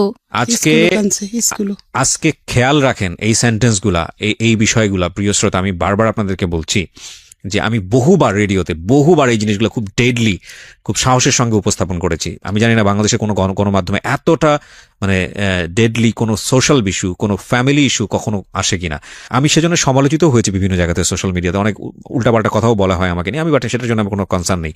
বাট আমি আপনাদেরকে বলি যে শিশু যৌন নির্যাতন বা সেক্সুয়াল অ্যাবিউজ, এটার যে মানে রেট কতটা ভয়াবহ সারা দুনিয়াতে, বাংলাদেশে তো অবশ্যই। কোনো শিশু যদি কোনো পার্টিকুলার বিষয় নিয়ে কোনো কথা বলে, শরীরের কোনো একটা পার্টিকুলার বিষয় নিয়ে, সেটাকে এই যে ওনারা যেভাবে মানে উড়িয়ে দিয়েছেন যে ঠিক আছে তুমি হাত ধো না সেজন্য তলপেট ব্যথা করে, তুমি ঠিকমতো খাওয়া দাওয়া করো না, তোমার গ্যাসের প্রবলেম, কিন্তু এই সামান্য ঘটনা যেটাকে সামান্য মনে করছে সেটা যে কত অসামান্য এবং কত ভয়ানক রকমের সমস্যা হতে পারে এই সামান্য ব্যথার পেছনে, এটা যদি পরিবার আগে থেকে খেয়াল করতো তাহলে হয়তো এই মেয়েটার জীবনে এরকম দিন হয়তো বা আসতো না। আমি একটু সামনের দিকে আরেকটু আগাতে চাই। তো তুমি বলো, ওকে দেন, ফার্মেসিতে নিয়ে যাওয়ার পরে তোমার কি মনে আছে যতক্ষণ পর্যন্ত তোমার সেন্স ছিল কি করা হয়েছে তোমার সঙ্গে, একটু বলো তো। ওই রুমাল ধরা পর্যন্ত কি কথাবার্তা হচ্ছিল তোমার সঙ্গে? একটা হলো তোমাকে ভিডিও দেখালো, ভয় টয় দেখায় তোমাকে ফার্মেসিতে নিল, তো ফার্মেসিতে যাওয়ার পরে তোমার সাথে কি কথাবার্তা হচ্ছিল যতটুকু তোমার মনে আছে সেন্স হারানোর আগ পর্যন্ত? ওকে দেন। আমরা 3 বান্ধবী মিলে ফাইজলামি করতেছিলাম। আন্টি কি যেন একটা করতেছিল, রাজিয়া জাহান সুরমা, যে ওদের ফার্মেসিতে কাজ করে মেয়েটা, ওই মেয়েটার সাথে উনি কথা বলতেছিল। 3-4 মিনিট পরে দেখি উনি একটা রুমালের মধ্যে কি যেন দিতেছে। তো আমি জিজ্ঞেস করছি আন্টি কি করেন, তো বলে কি চুপ করো একটুখানি বসো। তারপর আমার নাকের ভিতর ধরার পরে আমার আর কিছু মনে নেই। তোমার এই নাকের ভেতর ধরার পরে যখন তোমার সেন্স ফিরছে, ফার্স্ট মেমোরিটা কি? প্রথম তোমার কি মনে আছে? কি দেখছো তুমি ঘুম থেকে ফেরার পরে? কি মনে আছে? কিছু মনে আছে? হ্যাঁ, কি সেটা? আমি ওখানে আমি যখন নাকি ঘুম থেকে উঠি তখন দেখি সাইমাদের বাসায়। সাইমাটাকে তোমার বান্ধবী? জি। আচ্ছা, হ্যাঁ, সাইমাদের বাসায়। হ্যাঁ, ওখানে ওর বাবাকে দেখছি, ওর আর একটা লোককে দেখছি, আর একটা মেয়েকে দেখছি, হ্যাঁ, আর ওর মাকে দেখছি। হ্যাঁ। তো আমি সাইমাকে জিজ্ঞেস করছি যে আমি এখানে কেন, আমি তো ফার্মেসিতে থাকি। তারপর একজন ডাক্তার আসছে, ডেলিভারি রুগী থেকে ওরে দেখবো, সে নর্মালে দেখবো। দেখার পর আমি বলছি হারাই গেছে, এই কথা বলছি। হারাই গেলের কথা বললে ওই জায়গা করে পরীক্ষা নিরীক্ষা করে যে হারাইয়া গেছে মানে কোনো সমস্যা হয়েছে কিনা। তখন মহিলা পুলিশ দিচ্ছে একজন আর পুরুষ পুলিশ 2 জন। এই 2-3 জন আমাদের সাথে এই 11টার থেকে 3টা পর্যন্ত দাঁড়াইছিল। দাঁড়াই থাকার পরে চেক করছে ওরে। আমার বোনও ছিল লগে, আমার ওই সাংবাদিক উনিও ছিল একজন পেপারের। কইরা উনি বলে যে এই বাচ্চার সাথে তো খারাপ কিছু হয়েছে, একের অভিজ্ঞবার। তখন আমি মনোওয়ালের লগে জানেন নিজে পইরা গেছি আমার বাচ্চার সাথে কি হয়েছে। তখন আমার সকাল ওসিজিতে ঢুকাই দিয়েছে রাইতে 3টা বাজে। আমি রাইতে ছিলাম, সকালে বাসায় গেছি। আবার আমার আর থাকতে দিছে না ওইখানে, এখানে মা থাকতে পারে না। জি, আমি বলতে চাই, আর ওকে যখন পাওয়া গেল ওই কিন্তু এই ভিডিওর কথাগুলো আমাদের কাছে বলে নাই। আচ্ছা, শুধু ওই ফার্মেসির কথাই বলছে। তখনও জানেন না? তখনও আমরা জানি না যে ও কিন্তু ও জানে। তারপরে ওকে ঢাকা মেডিকেলে 4 দিন রাখা হলো, এবং কি ঢাকা মেডিকেলের পুলিশরা ছাড়পত্র দিয়ে বলল যে আপনারা কি মামলা করছেন? তখন আমার আম্মু বলে যে না, বলে যে আপনারা মামলা করেন, আসামিদেরকে গ্রেফতার করেন। জি, তখন আমরা মামলা করতে গেলাম, আমার মার কেস নেয় না থানায়, নিবে না আমার আম্মুর কেস। পাঠাইছে। কি করেছে আপনাকে থানা থেকে বলেন তো? থানায় আমার মামলা নেয় না, কয় কি মেডিকেলের রিপোর্ট যাব না আসবো, এবার আমরা মামলা করতে পারবো না। তখন ওই সাংবাদিক করে ফোন দিছি, ওরা গেছে বরং মামলা লইব। কি করবো, আইওরে পাঠাইছে মেডিকেল। আইও যায়া মোবাইলে মাইয়ার জবানবন্দি নিয়ে আসছে, তারপর মামলা করছে। মানে আয়ু সহযোগিতা করছে? হ্যাঁ, আয়ো মেডিকেল পাঠাইছে ওসি। আচ্ছা, যাইয়া মেডিকেল থেকে ওনাদের কিছু ফর্মালিটিস আছে সেটা মেইনটেইন করতে হবে। ওইটা কইতে পারে নাই, ভিডিওর গুলা বলতে পারে নাই, পরে অসুস্থ ছিল। আচ্ছা, বলছে আমি ওই না সানবারে গেছি, তারপরে দেখি সাইমাকে বসে, এইটুকু পর্যন্ত বলতে পারছে। তারপরে আইও আইনা ওসির কাছে দিছে, ওসি গ্লেস লেখছে, আসামি ধরছি আনছি থানায়। ওই সুমায়ার মারে ধরাই নেই, সুমায়ার মাঝে এই লোক জড়িত আমরা জানি না। তো আপনি আসামি কাকে মনে করেন? আসামি ওই ডাক্তারের বেডি, তাসলিমের আম্মু ডাক্তার, তার সহকর্মী, ওই যে ভিডিও রেকর্ডিং করছে যে মায়েরে, আর যে আব্দুল রবের বাসায় বই আবার ঘটনা হইছে ওর সাথে খারাপ কিছু, আব্দুল রবরে ধরাইছি। আচ্ছা, 3 জন আসামিকে আপনি মামলা ধরে নিয়ে এসে পরে মামলা হয়েছে? না, মামলা করার পরে গাড়ি দিছে, নিয়ে আসছে। মামলার এজাহারটা আমার কাছে আছে, আপনারা নিয়ে এসছেন, আমি একটু ফটোকপি আছে আমার কাছে। প্রিয় শ্রোতা, আমি খুব কিছু অল্প অংশ আপনাদেরকে একটু শোনাতে চাই। আমার মনে হয় যেটা পত্রিকার রিপোর্টটা কি কবে হয়েছে? মামলা হওয়ার পরে হয়েছে? মামলা হওয়ার পরে হয়েছে। কোর্ট উড়াইছে যেদিন এদিন। আচ্ছা, তাহলে আমি একটা কাজ করি, আমি বরং পত্রিকার রিপোর্টটাই আপনাদের একটু পড়ে শোনাই, তাহলে আপনারা বুঝতে পারবেন যে কি ঘটনা ঘটেছে এবং ঘটতে চলেছে। এটা হচ্ছে একটা স্থানীয় পত্রিকা, আমি যদি ভুল না করে থাকি দৈনিক আলোর জগৎ, আমার আইডিয়া নেই পত্রিকা সম্পর্কে। এটা হচ্ছে 15 নভেম্বর 2018 এই পত্রিকায় যেটা এসছে, টাইটেলটা ছিল এরকম যে রাজধানীর শ্যামপুরে ধর্ষণ মামলায় ভুয়া ডাক্তার সহ 3 জন গ্রেপ্তার।